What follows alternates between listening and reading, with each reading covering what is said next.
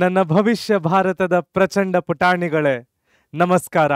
ನಾನು ನಿಮ್ಮ ಬಾಲಾಜಿ ಕೃಷ್ಣನ್, ವಾಣಿಜ್ಯ ಉಪನ್ಯಾಸಕ. ಬನ್ನಿ ಕಲಿಯೋಣ, ನಲಿಯೋಣ, ಬೆಳೆಯೋಣ, ನವ ಕರ್ನಾಟಕದ ನಿರ್ಮಾಣ ಮಾಡೋಣ. ಇವತ್ತು ನಾವು ಕಲಿತಾ ಇರ್ತಕ್ಕಂತಹ ಪಾಠ ಯಾವುದು ಅಂದ್ರೆ ದ್ವಿತೀಯ PUCಯ ಬಿಸ್ನೆಸ್ ಸ್ಟಡೀಸಿನ 2ನೆಯ ಚಾಪ್ಟರ್ ಪ್ರಿನ್ಸಿಪಲ್ಸ್ ಆಫ್ ಮ್ಯಾನೇಜ್ಮೆಂಟ್. ಹಾಗಾದ್ರೆ ಪ್ರಿನ್ಸಿಪಲ್ಸ್ ಆಫ್ ಮ್ಯಾನೇಜ್ಮೆಂಟ್ ಚಾಪ್ಟರ್ ಅಲ್ಲಿ ಏನೆಲ್ಲ ಕಲಿಯಕ್ ಸಿಗುತ್ತೆ, ಯಾವ ಯಾವ ಹೊಸ ಟಾಪಿಕ್ಗಳನ್ನ ನಾವು ಇದ್ರಲ್ಲಿ ನೋಡಬಹುದು, ಈ ಚಾಪ್ಟರಿನ ಡಿಸ್ಟ್ರಿಬ್ಯೂಷನ್ ಆಫ್ ಮಾರ್ಕ್ಸ್ ಎಷ್ಟು, ಎಲ್ಲವನ್ನು ಡೀಟೇಲ್ ಆಗಿ ನೋಡೋಣ ಬನ್ನಿ ಮಕ್ಕಳ. ಪ್ರಿನ್ಸಿಪಲ್ಸ್ ಆಫ್ ಮ್ಯಾನೇಜ್ಮೆಂಟ್ ಚಾಪ್ಟರಿನಲ್ಲಿ ಫೈನಲ್ ಎಕ್ಸಾಮಿನೇಷನ್ನಲ್ಲಿ 2 ಪ್ರಶ್ನೆಗಳು 1 ಮಾರ್ಕಿಗೆ ಬರುತ್ತೆ, 1 ಪ್ರಶ್ನೆ 2 ಮಾರ್ಕಿಗೆ ಬರುತ್ತೆ, 1 ಪ್ರಶ್ನೆ 4 ಮಾರ್ಕಿಗೆ ಬರುತ್ತೆ, 8 ಮಾರ್ಕಿಗೆ ಯಾವುದು ಪ್ರಶ್ನೆಗಳು ಬರೋದಿಲ್ಲ. ಸೊ 1 ಮಾರ್ಕ್ 2 ಪ್ರಶ್ನೆ ಕೇಳ್ತಾನೆ, 2 ಮಾರ್ಕ್ 1 ಪ್ರಶ್ನೆ ಕೇಳ್ತಾನೆ, 4 ಮಾರ್ಕ್ 1 ಪ್ರಶ್ನೆ ಕೇಳ್ತಾನೆ, 8 ಮಾರ್ಕ್ ಯಾವುದೇ ಪ್ರಶ್ನೆ ಕೇಳೋದಿಲ್ಲ. ಒಟ್ಟಾರೆ ಈ ಚಾಪ್ಟರಿನಿಂದ 8 ಮಾರ್ಕ್ಸ್ ಅಷ್ಟು ಫೈನಲ್ ಎಕ್ಸಾಮಿನೇಷನ್ಗೆ ಬರುತ್ತೆ. It is a very simple chapter and a very easy chapter two understand ಮಕ್ಕಳ. ಸೊ ಈ ಚಾಪ್ಟರ್ ಎಲ್ಲರಿಗೂ ಅರ್ಥ ಆಯ್ತು ಅಂದ್ರೆ guarantee 8 marks in the final examination. ಹಾಗಾದ್ರೆ ಫಸ್ಟ್ ಟಾಪಿಕ್ ಏನು ಓದ್ಬೇಕು ನೋಡೋಣ ಬನ್ನಿ. What are management principles? ಏನು ಮ್ಯಾನೇಜ್ಮೆಂಟ್ ಪ್ರಿನ್ಸಿಪಲ್ಸ್ ಅಂದ್ರೆ, ಫಸ್ಟ್ ಆಫ್ ಆಲ್ ನಾವು ಪ್ರಿನ್ಸಿಪಲ್ ಅಂದ್ರೆ ಅರ್ಥ ಏನು ಅಂತ ತಿಳ್ಕೊಳ್ಳೋಣ. ಯಾವಾಗ್ಲೂ ತಿಳ್ಕೊಳ್ಳಿ, ಯಾವುದೇ ಒಂದು set of guidelines, rules, regulations ಇದ್ರೆ ಅದನ್ನ ನಾವು ನಮ್ಮ ಕಾಮರ್ಸ್ ಟರ್ಮಿನಾಲಜೀಸ್ ಅಲ್ಲಿ ಪ್ರಿನ್ಸಿಪಲ್ ಅಂತ ಕರಿತೇವೆ. ಹಾಗಾದ್ರೆ ಮ್ಯಾನೇಜ್ಮೆಂಟ್ ಪ್ರಿನ್ಸಿಪಲ್ ಅಂದ್ರೆ ಏನರ್ಥ? Very simple, statements of basic truths that provides general guidelines to managers for decision making and actions. So ಯಾವುದೇ ಒಂದು ಸಂಸ್ಥೆಯಲ್ಲಿ ಇರ್ತಕ್ಕಂತಹ ಮ್ಯಾನೇಜರಿಗೆ ಒಂದು set of guidelines, rules, regulations, ಇದು ಯೂನಿವರ್ಸಲ್ಲಿ ಅಪ್ಲಿಕೇಬಲ್ ಆಗಿರುವಂತ ರೂಲ್ಸು, ಇದು ಯೂನಿವರ್ಸಲ್ಲಿ ಅಪ್ಲಿಕೇಬಲ್ ಆಗಿರುವಂತ ಗೈಡ್ ಲೈನ್ಸು, ಇದು ಯೂನಿವರ್ಸಲ್ಲಿ ಅಕ್ಸೆಪ್ಟೆಡ್ ರೆಗ್ಯುಲೇಷನ್ಸು, ಇವನ್ನೆಲ್ಲವನ್ನು ಕೊಟ್ರೆ ನಾವು ಅದನ್ನೇನಂತ ಕರಿತೇವೆ? Management principles. So management principles ಅಂದ್ರೆ ಮತ್ತೊಮ್ಮೆ ಹೇಳ್ತೀನಿ ಏನರ್ಥ. It is a set of guide lines that helps the manager to make quick decisions and to run the organization easily. So ಯಾವುದೇ ಒಬ್ಬ ಮ್ಯಾನೇಜರಿಗೆ ಒಂದು set of rules, regulations, guidelines ಅನ್ನ ಕೊಟ್ಟು ನೀನು ಡಿಸಿಷನ್ ಮೇಕಿಂಗ್ ಅನ್ನ ಮಾಡು, ಸಂಸ್ಥೆಯನ್ನ ಮುನ್ನಡೆಸು, ಆರ್ಗನೈಸೇಷನ್ ಅನ್ನ ಲೀಡರ್ ಆಗಿ ಮುಂದೆ ಕರ್ಕೊಂಡು ಹೋಗು ಅಂತ ಹೇಳೋದಕ್ಕೆ ನಾವೇನಂತ ಕರಿತೀವಿ? ಮ್ಯಾನೇಜ್ಮೆಂಟ್ ಪ್ರಿನ್ಸಿಪಲ್ಸ್ ಅಂತ ಕರಿತೀವಿ. There will be many interesting topics in this chapter ಮಕ್ಕಳ. ನೆಕ್ಸ್ಟ್, ಅದರ ಫಾರ್ಮೇಶನ್ ಹೇಗೆ ಆಯಿತು? Simple, it was developed through scientific investigation, research, experiments and practical experiences of managers. ನೋಡಿ, ಯಾವುದೇ ಒಂದು ಸೆಟ್ ಆಫ್ ಗೈಡ್ ಲೈನ್ಸ್, ಯಾವಾಗಲೂ ಅಷ್ಟೇ ಹಲವಾರು ಸೈಂಟಿಫಿಕ್ ರಿಸರ್ಚ್ ನಡೆಯುತ್ತೆ, ಹಲವಾರು ಸೈಂಟಿಫಿಕ್ ಇನ್ವೆಸ್ಟಿಗೇಷನ್ ನಡೆಯುತ್ತೆ, ಹಲವಾರು ಸೈಂಟಿಫಿಕ್ ಎಕ್ಸ್ಪೆರಿಮೆಂಟ್ಸ್ ನಡೆಯುತ್ತೆ, ಹಲವಾರು ಪ್ರಾಕ್ಟಿಕಲ್ ಎಕ್ಸ್ಪೀರಿಯನ್ಸಸ್ ಆಗಿರುತ್ತೆ. ನಾನಿದನ್ನ ನಿಮ್ಗೊಂದು ರಿಯಲ್ ಲೈಫ್ ಎಕ್ಸಾಂಪಲ್ಗೆ ಕನೆಕ್ಟ್ ಮಾಡಿ ಹೇಳಬೇಕು ಅಂದ್ರೆ Covid is the best example ಮಕ್ಕಳ.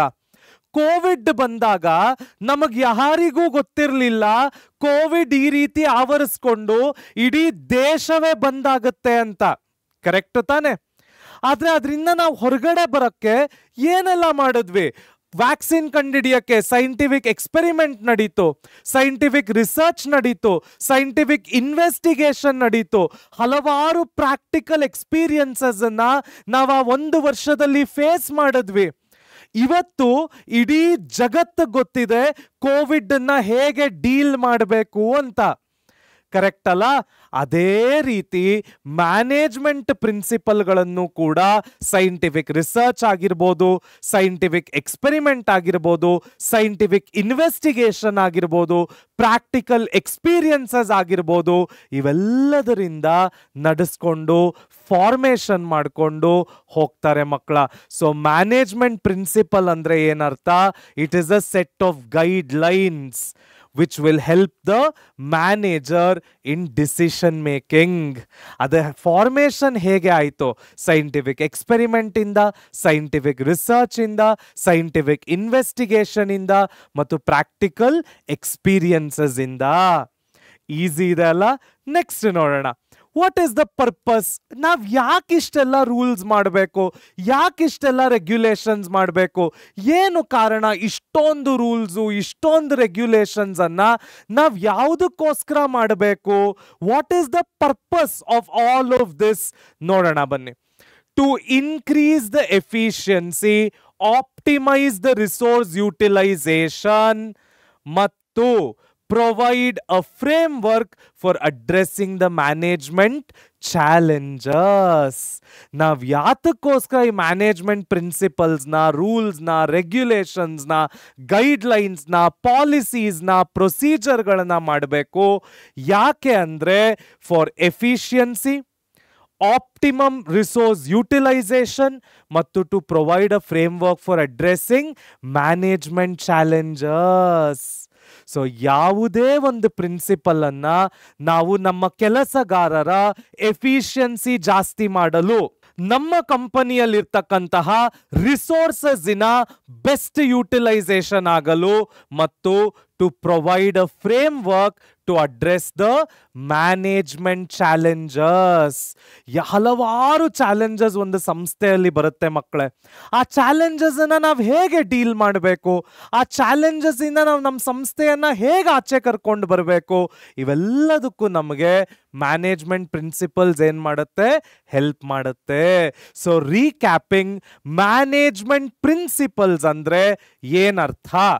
It is a set of rules, regulations, policies, procedures, guidelines, standard operating procedures for the managers to make quick decisions and run the organization.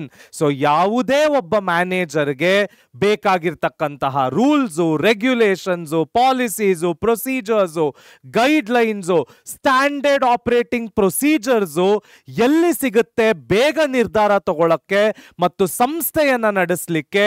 ನಾವು ಅದಕ್ಕೆ ಏನಂತ ಕರಿತೀವಿ? Management principles ಅಂತ ಕರಿತೀವಿ. So management ಪ್ರಿನ್ಸಿಪಲ್ಸ್ನ formation ಹೇಗೆ ಆಗುತ್ತೆ? Scientific experiment ಇಂದ, scientific research ಇಂದ, ಸೈಂಟಿಫಿಕ್ ಇನ್ವೆಸ್ಟಿಗೇಷನ್ ಇಂದ ಮತ್ತು ನಮ್ಮ ದಿನನಿತ್ಯದ ಜೀವನದಲ್ಲಿ it is an exercise every day, it is an experiment every day. So ನಮ್ಮ ದಿನನಿತ್ಯದ ಜೀವನದಲ್ಲಿ ಆಗುವಂತ ಅನುಭವಗಳಿಂದ ನಾವಿದನ್ನ ಕಲಿಬೇಕಾಗತ್ತೆ, ಫಾರ್ಮೇಷನ್ ಮಾಡಬೇಕಾಗತ್ತೆ. ಹಾಗಾದ್ರೆ ಮ್ಯಾನೇಜ್ಮೆಂಟ್ ಪ್ರಿನ್ಸಿಪಲ್ಸ್ಗಳನ್ನ ಫಾರ್ಮ್ ಮಾಡುವಂತ ಗೋಲ್ ಏನು, ಆಬ್ಜೆಕ್ಟಿವ್ ಏನು, ಪರ್ಪಸ್ ಏನು? Optimum utilization of resource. ನಮ್ಮ ಸಂಸ್ಥೆಯಲ್ಲಿ ಇರ್ತಕ್ಕಂತಹ ಸಂಪನ್ಮೂಲಗಳನ್ನ ಬೆಸ್ಟ್ ರಿಸೋರ್ಸ್ ಯುಟಿಲೈಸೇಷನ್ ಮಾಡ್ಕೋಬೇಕು. ನಮ್ಮ ಸಂಸ್ಥೆಯಲ್ಲಿ ಇರುವಂತ ವ್ಯಕ್ತಿಗಳನ್ನ ಬೆಸ್ಟ್ ಆಗಿ ನಾವು ಅವರಿಂದ ಬೆಸ್ಟ್ ಔಟ್ಪುಟ್ ಅನ್ನ ಪಡ್ಕೊಳ್ಬೇಕು. Isn't it? ನಾವು ನಮ್ಮ ಸಂಸ್ಥೆಯನ್ನ ನಡೆಸ್ತಾ ಇರೋದು ಯಾಕೆ? ನಮ್ಮ ಸಂಸ್ಥೆಯಲ್ಲಿರೋ ವ್ಯಕ್ತಿಗಳು ಎಫಿಷಿಯಂಟ್ ಆಗಿರಬೇಕು, ನಮ್ಮ ಸಂಸ್ಥೆಯಲ್ಲಿ ಇರುವಂತಹ ಸಂಪನ್ಮೂಲಗಳು ಆಪ್ಟಿಮಮ್ ಆಗಿ ಯುಟಿಲೈಸ್ ಆಗಬೇಕು, ನಮ್ಮ ಮ್ಯಾನೇಜ್ಮೆಂಟಿಗೆ ಏನೇನು ಚಾಲೆಂಜಸ್ ಬರ್ತವೆ ಅವೆಲ್ಲವನ್ನು ನಾವು ಮೀರಿ ನಿಲ್ಲಬೇಕು. For that, management principles will play a very important role ಮಕ್ಕಳ. Isn't it easy? ಇನ್ನು ಹಲವಾರು ರಿಯಲ್ ಲೈಫ್ ಎಕ್ಸಾಂಪಲ್ಗಳನ್ನ ಕನೆಕ್ಟ್ ಮಾಡಿ ಈ ಚಾಪ್ಟರ್ ಅನ್ನ ಕಲಿಯೋಣ ಬನ್ನಿ ಮಕ್ಕಳ. Next topic, key features of management principles. So ಯಾವುದೇ ಒಂದು ಮ್ಯಾನೇಜ್ಮೆಂಟ್ ಪ್ರಿನ್ಸಿಪಲ್ನ ಕೀ ಫೀಚರ್ ಅಂದ್ರೆ ಇದನ್ನ ಮ್ಯಾನೇಜ್ಮೆಂಟ್ ಪ್ರಿನ್ಸಿಪಲ್ ಅಂತ ನಾನು ಕರಿಬೇಕು ಅಂದ್ರೆ ಏನೆಲ್ಲ ಇರಬೇಕು ನೋಡೋಣ. ಮೊದಲನೆಯದಾಗಿ ಯೂನಿವರ್ಸಲ್ ಅಪ್ಲಿಕಬಿಲಿಟಿ. ಏನು ಇದರ ಅರ್ಥ? ಕೇರ್ಫುಲ್ ಆಗಿ ಕೇಳಿಸ್ಕೊಳ್ಳಿ. a plus b the whole square is equal to a square plus 2ab plus b square ಅನ್ನೋದು ಇಂಡಿಯಾದಲ್ಲೂ ಕರೆಕ್ಟು, ಅಮೆರಿಕಾದಲ್ಲೂ ಕರೆಕ್ಟು, ಲಂಡನ್ನಲ್ಲೂ ಕರೆಕ್ಟು, ನಮ್ಮ ಕೆಳಗಿರತಕ್ಕಂತಹ ದೇಶ ಶ್ರೀಲಂಕಾದಲ್ಲೂ ಕರೆಕ್ಟು. ಹೌದು ತಾನೆ? ಅದೇ ರೀತಿ ಹೇಗೆ ಈ ಫಾರ್ಮ್ಯುಲಾ ಇಡೀ ಜಗತ್ತಿನಲ್ಲಿ ಎಲ್ಲಿ ಹೋದ್ರೂ ಅದರ ಅಪ್ಲಿಕಬಿಲಿಟಿ ಇದೆಯೋ, ಅದೇ ರೀತಿಯಲ್ಲಿ ಒಂದು ಮ್ಯಾನೇಜ್ಮೆಂಟ್ ಪ್ರಿನ್ಸಿಪಲ್ ಕೂಡ ನಾವು ಎಲ್ಲಿ ಹೋದ್ರೂ ಅಪ್ಲಿಕೇಬಲ್ ಆಗಬೇಕು. ಸೊ ಯಾವುದೇ ಒಂದು ಮ್ಯಾನೇಜ್ಮೆಂಟ್ ಪ್ರಿನ್ಸಿಪಲ್ಲು, ಇಂಡಿಯಾಗೊಂದು ಪ್ರಿನ್ಸಿಪಲ್ಲು, ಅಮೇರಿಕಾಗೊಂದು ರೂಲು, UK ಪ್ರಿನ್ಸಿಪಲ್ಲು, ಶ್ರೀಲಂಕಾಗೊಂದು ರೂಲು ಆಗಬಾರ್ದು. ನಾನು ಅಮೆರಿಕಾದಲ್ಲಿರ್ಲಿ, ಒಬ್ಬ ವ್ಯಕ್ತಿಗೆ ಬೈದ್ರೆ ಬೇಜಾರೇ ಆಗೋದು, ಹೊಗಳಿದ್ರೆ ಖುಷಿನೇ ಆಗೋದು. ನಾನು ಇಂಡಿಯಾದಲ್ಲಿರ್ಲಿ, ಬೈದ್ರೆ ಬೇಜಾರಾಗುತ್ತೆ, ಹೊಗಳಿದ್ರೆ ಖುಷಿ ಆಗುತ್ತೆ. This is universal phenomenon. Is equal to MC² ಅನ್ನೋದು ಇಂಡಿಯಾದಲ್ಲೂ ಸತ್ಯ, ಅಮೆರಿಕಾದಲ್ಲೂ ಸತ್ಯ, ಇನ್ಯಾವ ದೇಶಕ್ಕೆ ಹೋದ್ರೂ ಸತ್ಯ. ನಾವು ಅದನ್ನ ಮ್ಯಾನೇಜ್ಮೆಂಟ್ ಅಲ್ಲಿ ಏನಂತ ಕರಿತೇವೆ? ಯೂನಿವರ್ಸಲ್ ಅಪ್ಲಿಕಬಿಲಿಟಿ ಅಂತ ಕರಿತೀವಿ. ಇಂಟ್ರೆಸ್ಟಿಂಗ್ ಅಲ್ಲ? ಸೊ ಯಾವುದೇ ಮ್ಯಾನೇಜ್ಮೆಂಟ್ ಪ್ರಿನ್ಸಿಪಲ್ ಅನ್ನ ಮೊದಲ ಫೀಚರ್ ಏನು? Universal applicability. ಸೊ ಯಾವುದೇ ಪ್ರಿನ್ಸಿಪಲ್ ಅನ್ನ ನಾವು ಮ್ಯಾನೇಜ್ಮೆಂಟ್ ಪ್ರಿನ್ಸಿಪಲ್ ಅಂತ ಕರಿಬೇಕು ಅಂದ್ರೆ ಅದು ಇಡೀ ಯೂನಿವರ್ಸಲಿ ಅಕ್ಸೆಪ್ಟೆಡ್ ಪ್ರಿನ್ಸಿಪಲ್ ಆಗಿರಬೇಕು. Next, empirically derived. ಏನಿದರ ಅರ್ಥ? ನಾನು ಹೇಳಿದಾಗೆ ಮ್ಯಾನೇಜ್ಮೆಂಟ್ ಪ್ರಿನ್ಸಿಪಲ್ಗಳನ್ನ ನಾವು ಮಾಡೋದು ಹೇಗೆ? ಸೈಂಟಿಫಿಕ್ ರಿಸರ್ಚ್ ಇಂದ, ಸೈಂಟಿಫಿಕ್ ಎಕ್ಸ್ಪ್ಲನೇಷನ್ ಇಂದ, ಸೈಂಟಿಫಿಕ್ ಎಕ್ಸ್ಪೆರಿಮೆಂಟೇಷನ್ ಇಂದ, ಕರೆಕ್ಟ್ ತಾನೆ? ಸೈಂಟಿಫಿಕ್ ಇನ್ವೆಸ್ಟಿಗೇಷನ್ ಇಂದ. ಈ ತರ ಸೈಂಟಿಫಿಕ್ ಆಗಿ ನಮಗ್ ಬಂದಿರತಕ್ಕಂತಹ ಪ್ರಿನ್ಸಿಪಲ್ಗಳನ್ನ ನಾವೇನಂತ ಕರಿತೀವಿ? ಎಂಪೆರಿಕಲಿ ಡಿರೈವ್ಡ್ ಅಂತ ಕರಿತೀವಿ. ಏನದರ ಅರ್ಥ? ನಾನು ಇವಾಗಲೇ ಹೇಳದಂಗೆ formed through scientific investigation, scientific research and practical experimentation by experienced managers. So ಯಾವುದೇ ಒಂದು ಪ್ರಿನ್ಸಿಪಲ್ ಅನ್ನ ನಾನು ಸುಮ್ಮನೆ ಒಂದು ದಿನ ಮಾಡಿಬಿಟ್ಟು ಪ್ರಿನ್ಸಿಪಲ್ ಯೂನಿವರ್ಸಲಿ ಅಕ್ಸೆಪ್ಟೆಡ್ ಹೇಳಲಿಕ್ಕೆ ಸಾಧ್ಯ ಇಲ್ಲ. ಯಾವುದೇ ಒಂದು ರೂಲ್ ಅನ್ನ, ರೆಗ್ಯುಲೇಷನ್ ಅನ್ನ ನಾನು ಮ್ಯಾನೇಜ್ಮೆಂಟ್ ಪ್ರಿನ್ಸಿಪಲ್ ಅಂತ ಕರಿಬೇಕು ಅಂದ್ರೆ ಅದಕ್ಕೆ ಸೈಂಟಿಫಿಕ್ ರಿಸರ್ಚ್ ಆಗಿರಬೇಕು, ಸೈಂಟಿಫಿಕ್ ಇನ್ವೆಸ್ಟಿಗೇಷನ್ ಇರಬೇಕು, ಸೈಂಟಿಫಿಕ್ ಎಕ್ಸ್ಪೆರಿಮೆಂಟ್ಸ್ ಇರಬೇಕು. ಹಲವಾರು ಮ್ಯಾನೇಜರ್ಗಳು ಇದು ಸತ್ಯ, ಇದು ಪ್ರಾಕ್ಟಿಕಲ್ ಆಗಿ ಆಗುತ್ತೆ, ಈ ಚಾಲೆಂಜಸ್ ಅನ್ನ ನಾವು ಫೇಸ್ ಮಾಡಿದೀವಿ ಅಂತ ಒಂದು ಕಾನ್ಕ್ರೀಟ್ ಪ್ರೂಫ್ ಕೊಡಬೇಕು. ಅವಾಗ ನಾವು ಅದಕ್ಕೆ ಏನಂತ ಕರಿತೇವೆ? ಎಂಪೆರಿಕಲಿ ಡಿರೈವ್ಡ್ ಅಂತ ಕರಿತೀವಿ. ಈಸಿ ಇತ್ತಲ್ಲ? Next, general guidelines. ಏನು ಜನರಲ್ ಗೈಡ್ಲೈನ್ಸ್ ಅಂದ್ರೆ? It acts as a directional signposts rather than providing ready-made solution to managerial problems. ಏನಿದರ ಅರ್ಥ? ನೋಡಿ, ಯಾವುದೇ ಒಂದು ಮ್ಯಾನೇಜರಿಯಲ್ ಪ್ರಿನ್ಸಿಪಲ್ ಅದು ಯಾವುದೇ ಆಗಿರ್ಬೋದು, ಅದು ರೆಡಿಮೇಡ್ ಸೊಲ್ಯೂಷನ್ ಅಲ್ಲ. ಈಗ ನಿಮ್ಮ ಆಫೀಸ್ನಲ್ಲಿ ಯಾವುದೋ ಒಬ್ಬ ಮ್ಯಾನೇಜರು ಎಂಪ್ಲಾಯಿಗೆ ಕಪಾಳ ಕೊಡದ್ಬಿಟ್ಟ, ಮ್ಯಾನೇಜ್ಮೆಂಟ್ ಪ್ರಿನ್ಸಿಪಲ್ ಇದಕ್ಕೆ ರೆಡಿಮೇಡ್ ಸೊಲ್ಯೂಷನ್ ಕೊಡಲ್ಲ, ಆದ್ರೆ ಒಂದು ಜನರಲ್ ಗೈಡ್ಲೈನ್ ಕೊಡುತ್ತೆ. ಏನು? ಮ್ಯಾನೇಜರ್ ಎಂಪ್ಲಾಯಿಗೆ ಕಪಾಳ ಕೊಡದ್ಬಿಟ್ನಾ, ಓಕೆ, ಬಾಸ್ ಅನ್ನ ಕರೆಸಿ ಇಬ್ಬರ ಸೈಡ್ ಆಫ್ ಸ್ಟೋರಿನೂ ಕೇಳಿ, ಯಾರ ಸೈಡ್ ಆಫ್ ಸ್ಟೋರಿ ಕರೆಕ್ಟ್ ಆಗಿದೆ ಅವ್ರಿಗೆ ಸಪೋರ್ಟ್ ಮಾಡಿ ಇಬ್ಬರನ್ನು ಸಮಾಧಾನ ಮಾಡಿ, ಬೇಕಾದ್ರೆ ಹೊಡೆದವನ್ನ ಪನಿಷ್ ಮಾಡಿ. ಒಂದು ಜನರಲ್ ಗೈಡ್ಲೈನ್. ರೆಡಿಮೇಡ್ ಸೊಲ್ಯೂಷನ್, ಇದು ಹಿಂಗೆ ಆಗಬೇಕು, ಅವನನ್ನ ಫೈರ್ ಮಾಡಿ, ಇವನ್ ಸೈಡ್ ಆಫ್ ದ ಸ್ಟೋರಿ ಕೇಳಬೇಡಿ, ಈ ತರ ಯಾವುದೇ ರೆಡಿಮೇಡ್ ಸೊಲ್ಯೂಷನ್ ಅನ್ನ ಕೊಡೋದಿಲ್ಲ. It is A general guideline. ಈ ತರ ಮಾಡಬಹುದು ಅಂತ ಹೇಳುತ್ತೆ. ಮಾಡಬಹುದಾ ಬೇಡವಾ ಅನ್ನೋದು ಆ ಕಂಪನಿಯಲ್ಲಿ ನಡೀತಾ ಇರ್ತಕ್ಕಂತಹ ಸಿಚುವೇಶನ್ ಮೇಲೆ ಡಿಪೆಂಡ್ ಆಗುತ್ತೆ. ಇದಕ್ಕೆ ನಾವೇನಂತ ಕರಿತೀವಿ? ಜನರಲ್ ಗೈಡ್ಲೈನ್ಸ್ ಅಂತ ಕರಿತೀವಿ. Next, flexible nature. ಏನು ಫ್ಲೆಕ್ಸಿಬಲ್ ನೇಚರ್ ಅಂದ್ರೆ it can be modified and adapted by managers according to the changes in situation and organisational needs. So ಯಾವುದೇ ಒಂದು ಮ್ಯಾನೇಜ್ಮೆಂಟ್ ಪ್ರಿನ್ಸಿಪಲ್ ಅನ್ನ ನಾನು ಹೇಳಿದ ಹಾಗೆ ನಾನು ಕಪಾಳಕ್ಕೆ ಹೊಡೆದಂತ ಎಕ್ಸಾಂಪಲ್ ಅನ್ನ ತಗೊಂಡೆ. ಇಲ್ಲಿ ಒಬ್ಬ ಕೊಲೀಗನ್ನ ಹೊಗಳೋದು, ಇನ್ನೊಬ್ಬ ಕೊಲೀಗನ್ನ ಬೈಯೋ ಅಂತ ಎಕ್ಸಾಂಪಲ್ ಅನ್ನ ತಗೊಳ್ಳೋಣ. ಒಬ್ಬ ಕೊಲೀಗನ್ನ ಹೊಗಳಿ ಅದನ್ನು ಕೂಡ ಏನು ಮ್ಯಾನೇಜ್ಮೆಂಟ್ ಪ್ರಿನ್ಸಿಪಲ್, ನಾನು ಮೋಟಿವೇಟ್ ಮಾಡ್ತಾ ಇದ್ದೀನಿ. ಇನ್ನೊಬ್ಬ ಕೊಲೀಗನ್ನ ಬೈತೀನಿ, ಅದು ಕೂಡ ಮ್ಯಾನೇಜ್ಮೆಂಟ್ ಪ್ರಿನ್ಸಿಪಲ್ಲು, ನಾನು ಅವನನ್ನ ಕರೆಕ್ಟ್ ಮಾಡ್ತಾ ಇದ್ದೀನಿ. ನೋಡಿ ಎಷ್ಟು ಫ್ಲೆಕ್ಸಿಬಲ್ ಆಗಿದೆ. ಎರಡು ಸಿಚುವೇಶನ್, ಒಂದೇ ಆಫೀಸು, ಇಬ್ರು ವ್ಯಕ್ತಿಗಳು, ಅವರಿಬ್ರು ಸರ್ಕಮ್ಸ್ಟೆನ್ಸಸ್ಸು ಬೇರೆ, ಆದ್ರೆ ಎಷ್ಟು ಚೆನ್ನಾಗಿ ಮ್ಯಾನೇಜ್ಮೆಂಟ್ ಪ್ರಿನ್ಸಿಪಲ್ ಇದಕ್ಕೆ ಹೊಂದಿಕೊಳ್ತು ನೋಡಿ. ಇದಕ್ಕೆ ನಾವೇನಂತ ಕರೆಯೋದು? ಫ್ಲೆಕ್ಸಿಬಲ್ ನೇಚರ್ ಅಂತ ಕರೆಯೋದು. ಸೊ ನಮ್ಮ ಸಂಸ್ಥೆಯ ರಿಕ್ವೈರ್ಮೆಂಟ್ ಏನಿದೆ, ನಮ್ಮ ಸಂಸ್ಥೆಯ ನೀಡ್ಸ್ ಏನಿದೆ, ಸಿಚುವೇಶನ್ಸ್ ಹೆಂಗಿದೆ, ಸರ್ಕಮ್ಸ್ಟೆನ್ಸಸ್ ಹೆಂಗಿದೆ, ಅದರ ಪ್ರಕಾರ ನಾವೇನ್ ಮಾಡಬೇಕಾಗತ್ತೆ? ಮ್ಯಾನೇಜ್ಮೆಂಟ್ ಪ್ರಿನ್ಸಿಪಲ್ಗಳನ್ನ ಅಡಾಪ್ಟ್ ಮಾಡಿಕೊಳ್ಬೇಕಾಗತ್ತೆ. ಎಸ್, ಹಾಗಾದ್ರೆ what are the key features of management principles? ಮೊದಲನೆಯದು ಯೂನಿವರ್ಸಲ್ ಅಪ್ಲಿಕಬಿಲಿಟಿ, ಎರಡನೆಯದು ಎಂಪೆರಿಕಲಿ ಡಿರೈವ್ಡ್, ಮೂರನೆಯದು ಜನರಲ್ ಗೈಡ್ಲೈನ್ಸ್, ನಾಲ್ಕನೆಯದು ಫ್ಲೆಕ್ಸಿಬಲ್ ಇನ್ ನೇಚರ್. ಈಸಿ ತಲ. ನೆಕ್ಸ್ಟ್ ಟಾಪಿಕ್ ಹೋಗೋಣ. Next topic significance of management principles. ಯಾಕೆ ಬೇಕು ಈ ಮ್ಯಾನೇಜ್ಮೆಂಟ್ ಪ್ರಿನ್ಸಿಪಲ್ಸ್? ಇದನ್ನ ನಾನು ಇಂಪಾರ್ಟೆನ್ಸ್ ಅಂತ ಕೂಡ ಕರಿಬಹುದು. What is the importance of management principles? ನೋಡೋಣ ಬನ್ನಿ. ಮೊದಲನೆಯದು ಮ್ಯಾನೇಜ್ಮೆಂಟ್ ಟ್ರೈನಿಂಗ್. ಯಾವಾಗ್ಲೂ ತಿಳ್ಕೊಳ್ಳಿ ಮಕ್ಕಳ, ಇವತ್ತಿನ ಜಗತ್ತಿನಲ್ಲಿ ನಾವು ಯಾವ ರೀತಿ ಬೆಳೆದು ನಿಂತಿದ್ದೀವಿ ಅಂದ್ರೆ, ರೈಟ್ ಫ್ರಮ್ BBA MBA ಅಂತ ಕೋರ್ಸ್ಗಳಲ್ಲಿ ನಾವು ಮ್ಯಾನೇಜ್ಮೆಂಟಿನ ಎಷ್ಟೊಂದು ಪ್ರಿನ್ಸಿಪಲ್ಗಳನ್ನ ಅಡಾಪ್ಟ್ ಮಾಡ್ಕೊಂಡಿದೀವಿ. ಯಾಕೆ ಅಲ್ಲಿ ತನಕ? ಈಗ ನೀವು PUC ಮಕ್ಕಳು ನೀವೇ ಓದ್ತಾ ಇದ್ದೀರಾ ಮ್ಯಾನೇಜ್ಮೆಂಟ್ ಪ್ರಿನ್ಸಿಪಲ್ಸ್ನ, ಹೌದೋ ಅಲ್ವೋ? ಇದೆಲ್ಲವೂ is a part of what? Management training. ಅದನ್ನೇ ನಾನು ಈ ಪಾಯಿಂಟ್ ಅಲ್ಲಿ ಹೇಳ್ತಾ ಇರೋದು. It is the foundation for education and research.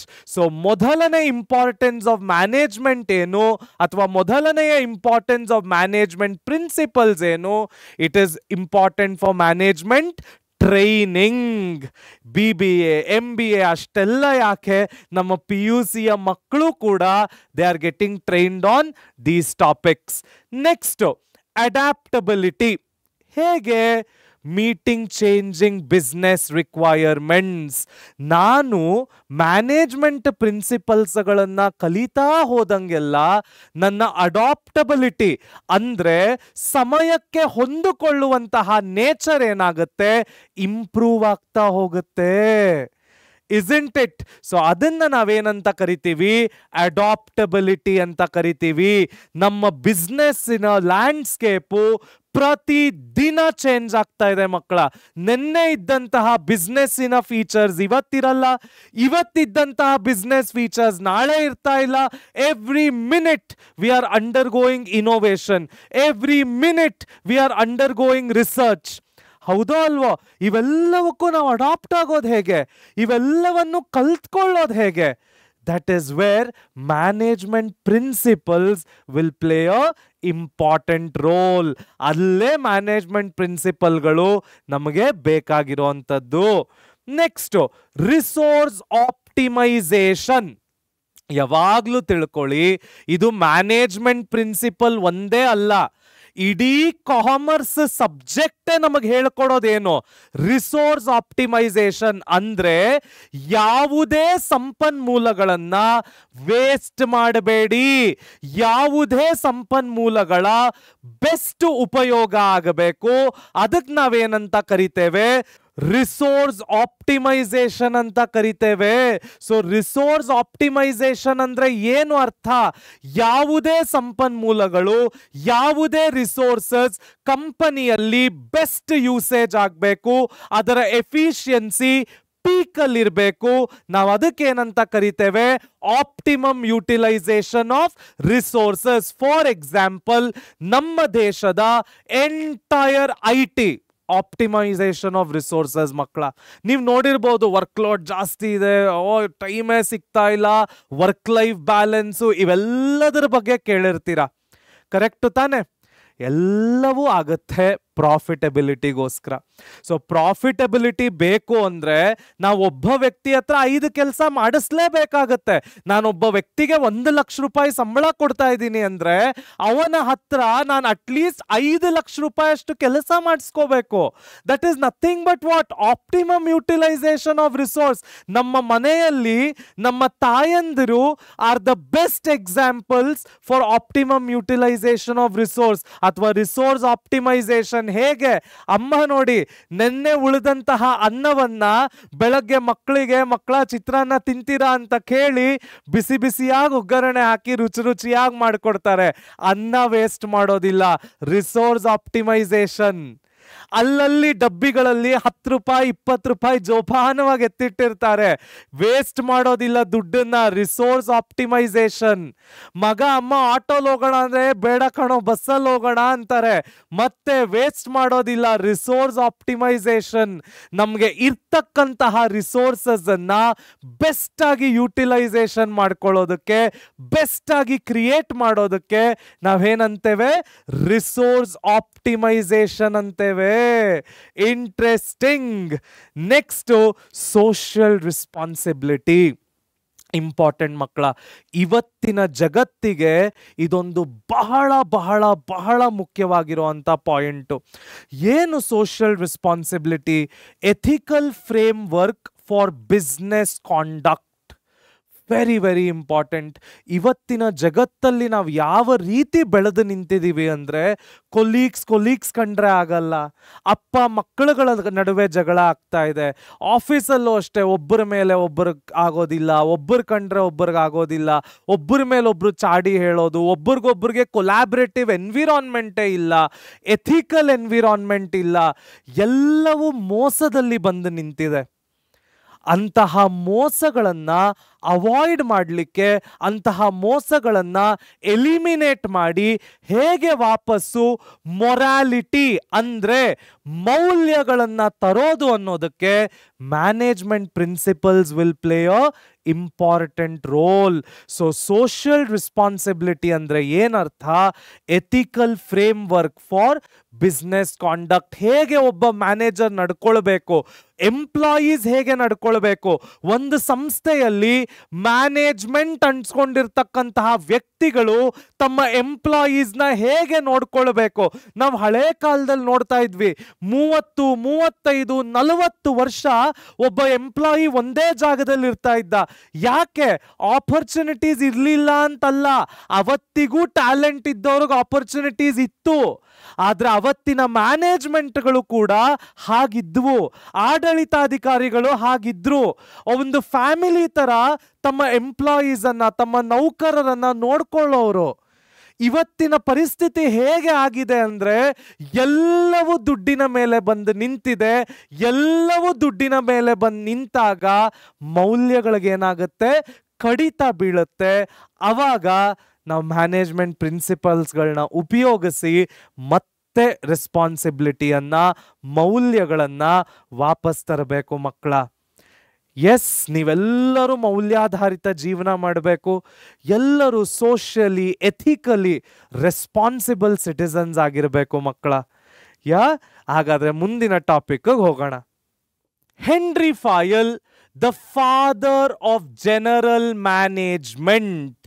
ಯಾರು ಹೆನ್ರಿ ಫಾಯಲ್ ಅಂದ್ರೆ? ಕೇರ್ಫುಲ್ ಆಗಿ ಕೇಳಿಸ್ಕೊಳ್ಳಿ. ಇನ್ನು ಮುಂದೆ ಹೋಗ್ತಾ ಈ ಚಾಪ್ಟರಿನಲ್ಲಿ ನಾವು ಫಾಯಲ್ಸ್ ಪ್ರಿನ್ಸಿಪಲ್ಸ್ ಆಫ್ ಮ್ಯಾನೇಜ್ಮೆಂಟ್ ಅಂತ ಒಂದು 14 ಪ್ರಿನ್ಸಿಪಲ್ಗಳನ್ನ ಕಲಿತೇವೆ. ಆ 14 ಪ್ರಿನ್ಸಿಪಲ್ಗಳು ಎಷ್ಟು ಚೆನ್ನಾಗಿ ಡಿಸೈನ್ ಆಗಿವೆ ಅಂದ್ರೆ ಇವತ್ತಿಗೂ ಕೂಡ ಫಾಯಲ್ ಅಂದ್ರೆ ಹೆನ್ರಿ ಫಾಯಲ್ ಅವರು ಡೆವಲಪ್ ಮಾಡಿದಂತಹ ಈ ಪ್ರಿನ್ಸಿಪಲ್ಸ್ ಆಫ್ ಮ್ಯಾನೇಜ್ಮೆಂಟ್ ಅನ್ನ ಹಲವಾರು ಆರ್ಗನೈಸೇಷನ್ಗಳಲ್ಲಿ ಫಾಲೋ ಮಾಡ್ತಾ ಇದ್ದಾರೆ.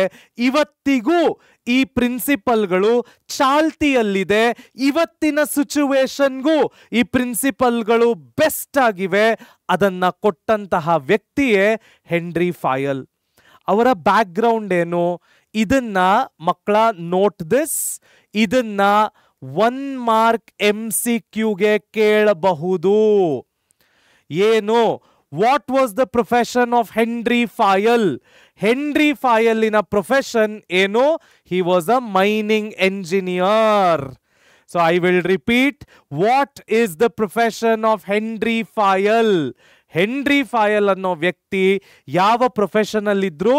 ಹಿ was a mining engineer who became a successful industrial manager. Obviously ಒಂದು ಸ್ಟೆಪ್ ಇಂದ ಇನ್ನೊಂದು ಸ್ಟೆಪ್ಗೆ ಪ್ರಮೋಷನ್ ತಗೊಂಡು ಹೋಗಿದ್ದಾರೆ. Next, what is is contribution? Henry ಫಾಯಲ್ ಅವರು ಏನು ಕಾಂಟ್ರಿಬ್ಯೂಟ್ ಮಾಡಿದ್ರು? ಕಲಿಯೋಣ ಮಕ್ಕಳ. ಹಿ ಡೆವಲಪ್ಡ್, ನಾನು ಹೇಳಿದ ಹಾಗೆ 14 principles of management based on personal experience.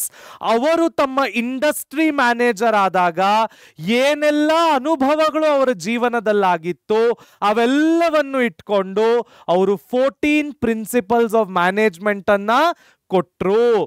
Next, what was the focus? ಹಾಗಾದ್ರೆ ಅವರು he emphasized on improving overall administration rather than shop floor productivity.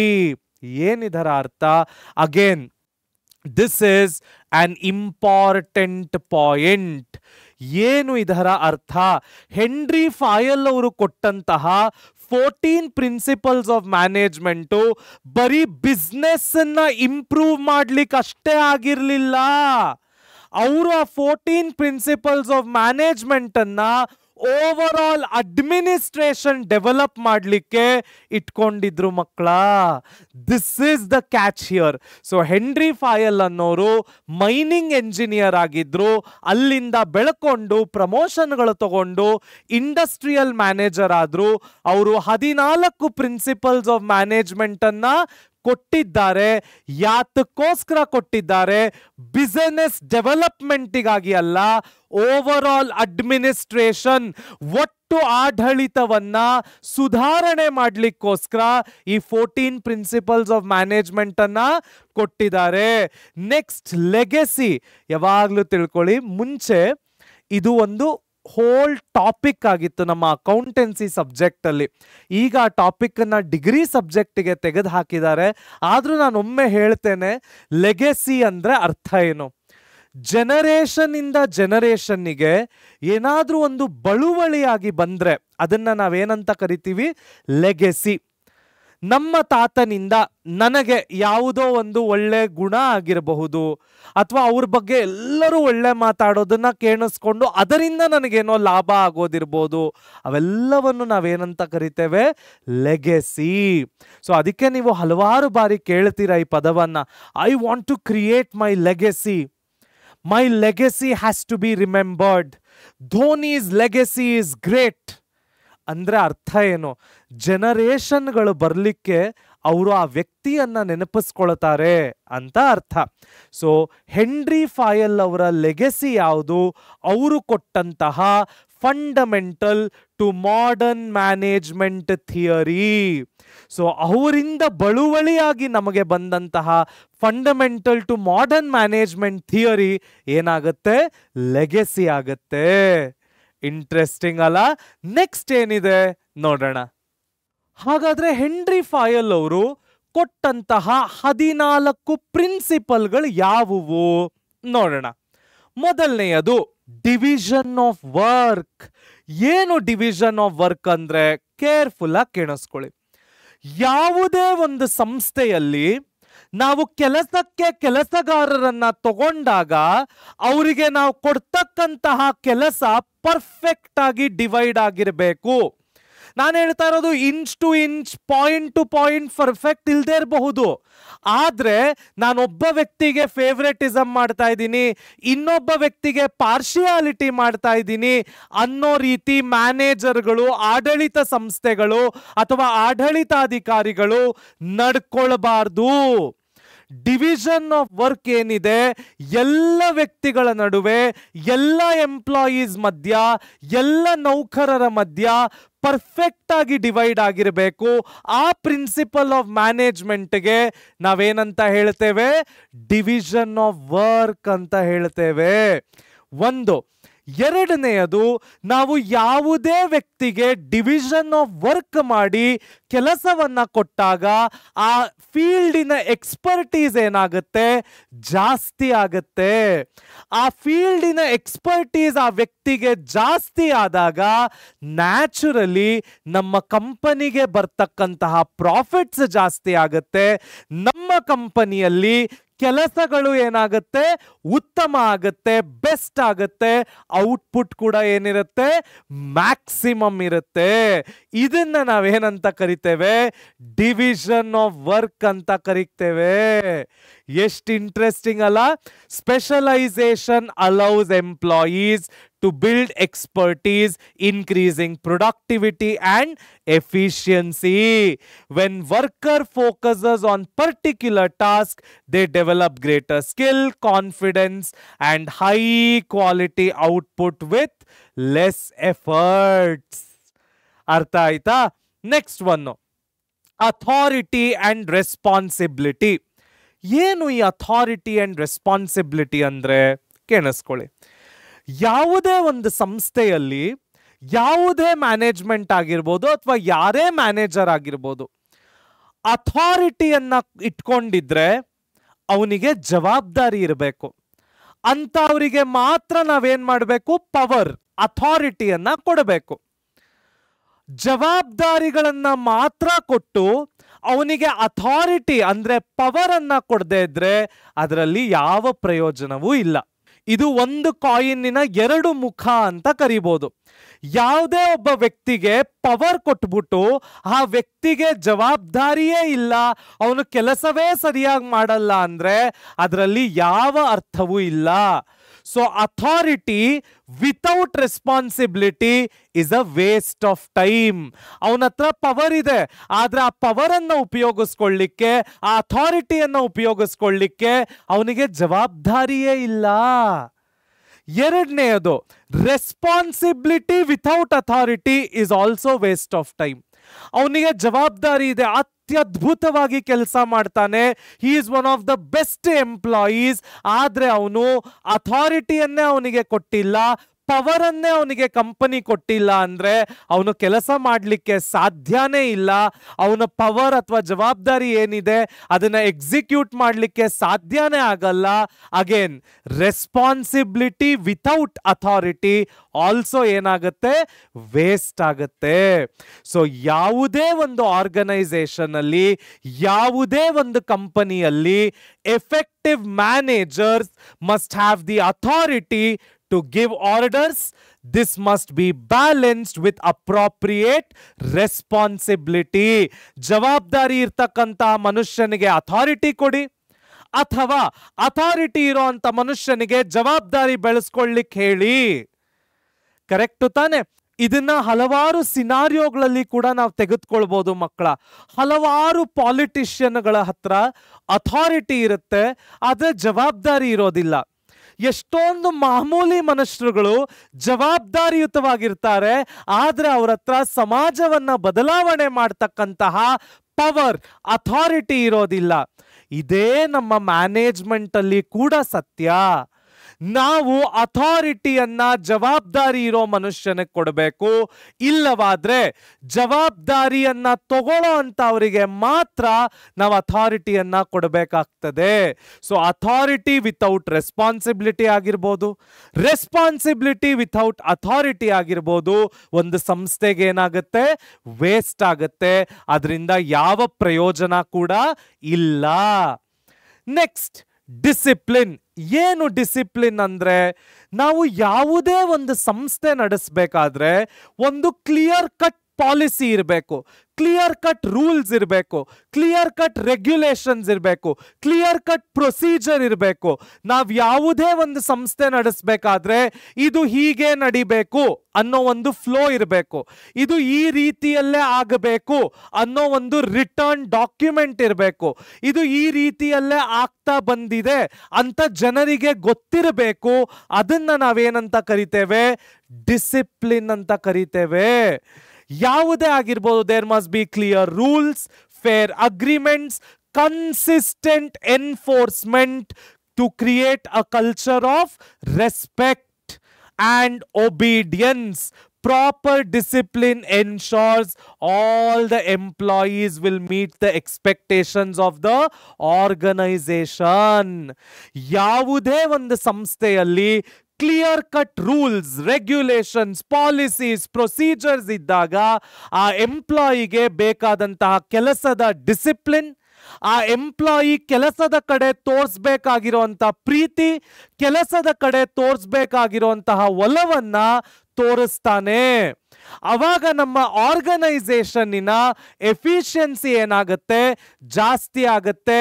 ನಾನು ಸುಮ್ಮನೆ ಬಂದ್ಯಾ ಪುಟ್ಟ, ಹೋದ್ಯಾ ಪುಟ್ಟ, ಓ ನೀನ್ ಮಾಡಿದ್ದೆ ಗ್ರೇಟು, ಇಲ್ಲ ಇಲ್ಲಿ ಹಿಂಗೆ ನಡೆಯೋದು, ಹಿಂಗೆ ಮಾಡು, ನಿಂಗೆ ಮನ್ಸಿಗೆ ಬಂದಂಗೆ ಮಾಡು, ಈ ಥರ ಎಲ್ಲ ಆದಾಗ ಒಂದು ಸಂಸ್ಥೆಯ ಡಿಸಿಪ್ಲಿನ್ ಹೋಗುತ್ತೆ. ಆ ಸಂಸ್ಥೆಯ ಡಿಸಿಪ್ಲಿನ್ ಹೋದಾಗ ಆ ಸಂಸ್ಥೆಯಲ್ಲಿ ಯಾವುದೇ ರೂಲ್ಸ್ ಆ್ಯಂಡ್ ರೆಗ್ಯುಲೇಷನ್ಸ್ ಅನ್ನ ಯಾರೂ ಫಾಲೋ ಮಾಡೋದಿಲ್ಲ. ಯಾವ ಎಂಪ್ಲಾಯೀಸು ರೂಲ್ಸ್ ಆ್ಯಂಡ್ ರೆಗ್ಯುಲೇಷನ್ಸೇ ಫಾಲೋ ಮಾಡದೇ ಇದ್ರೆ ಅಲ್ಲಿ ಕೆಲಸ ನಡೀಲಿಕ್ಕೆ ಹೇಗೆ ಸಾಧ್ಯ?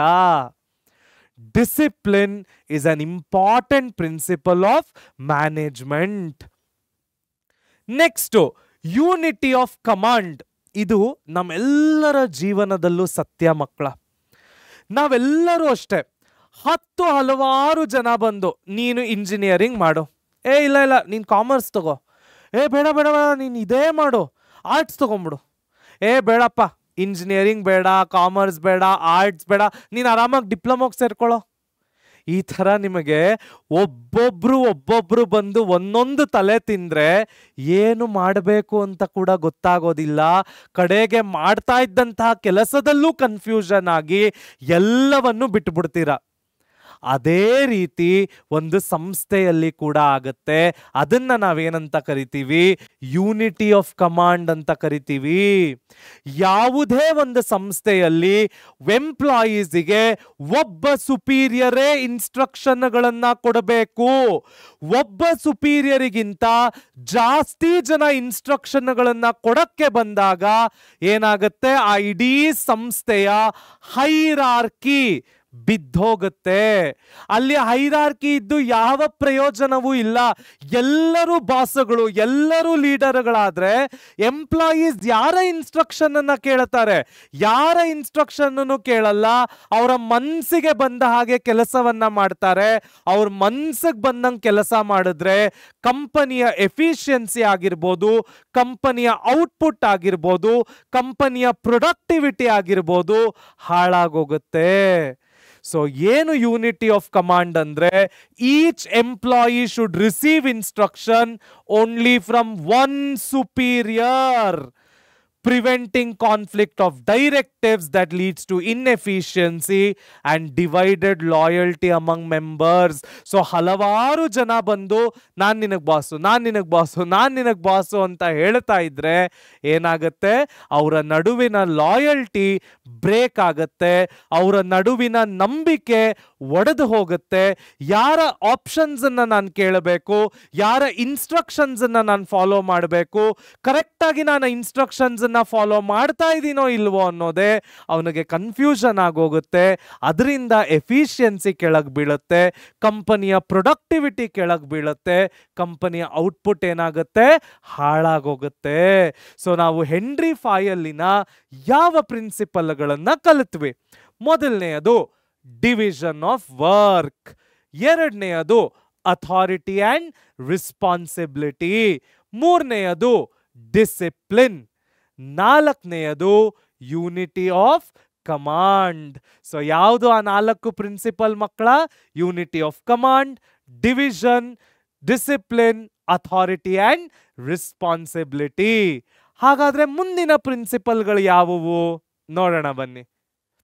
ಹಾಗಾದ್ರೆ ಮುಂದಿನ ಪ್ರಿನ್ಸಿಪಲ್ಗಳು ಏನು? ಮೊದಲನೆಯದು ಯೂನಿಟಿ ಆಫ್ ಡೈರೆಕ್ಷನ್. ನೋಡಿ, ಯೂನಿಟಿ ಆಫ್ ಕಮಾಂಡ್ ಅಂದ್ರೆ ಒಬ್ಬ ಸುಪೀರಿಯರ್ನ ಹತ್ರ ಇನ್ಸ್ಟ್ರಕ್ಷನ್ಗಳನ್ನ ಎಂಪ್ಲಾಯಿಗಳು ತಗೊಳ್ಳೋದು.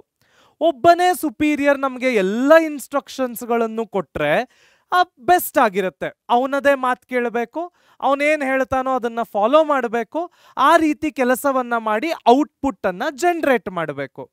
ಹಾಗಾದ್ರೆ ಯೂನಿಟಿ ಆಫ್ ಡೈರೆಕ್ಷನ್ ಅಂದ್ರೆ ಏನರ್ಥ? Very simple.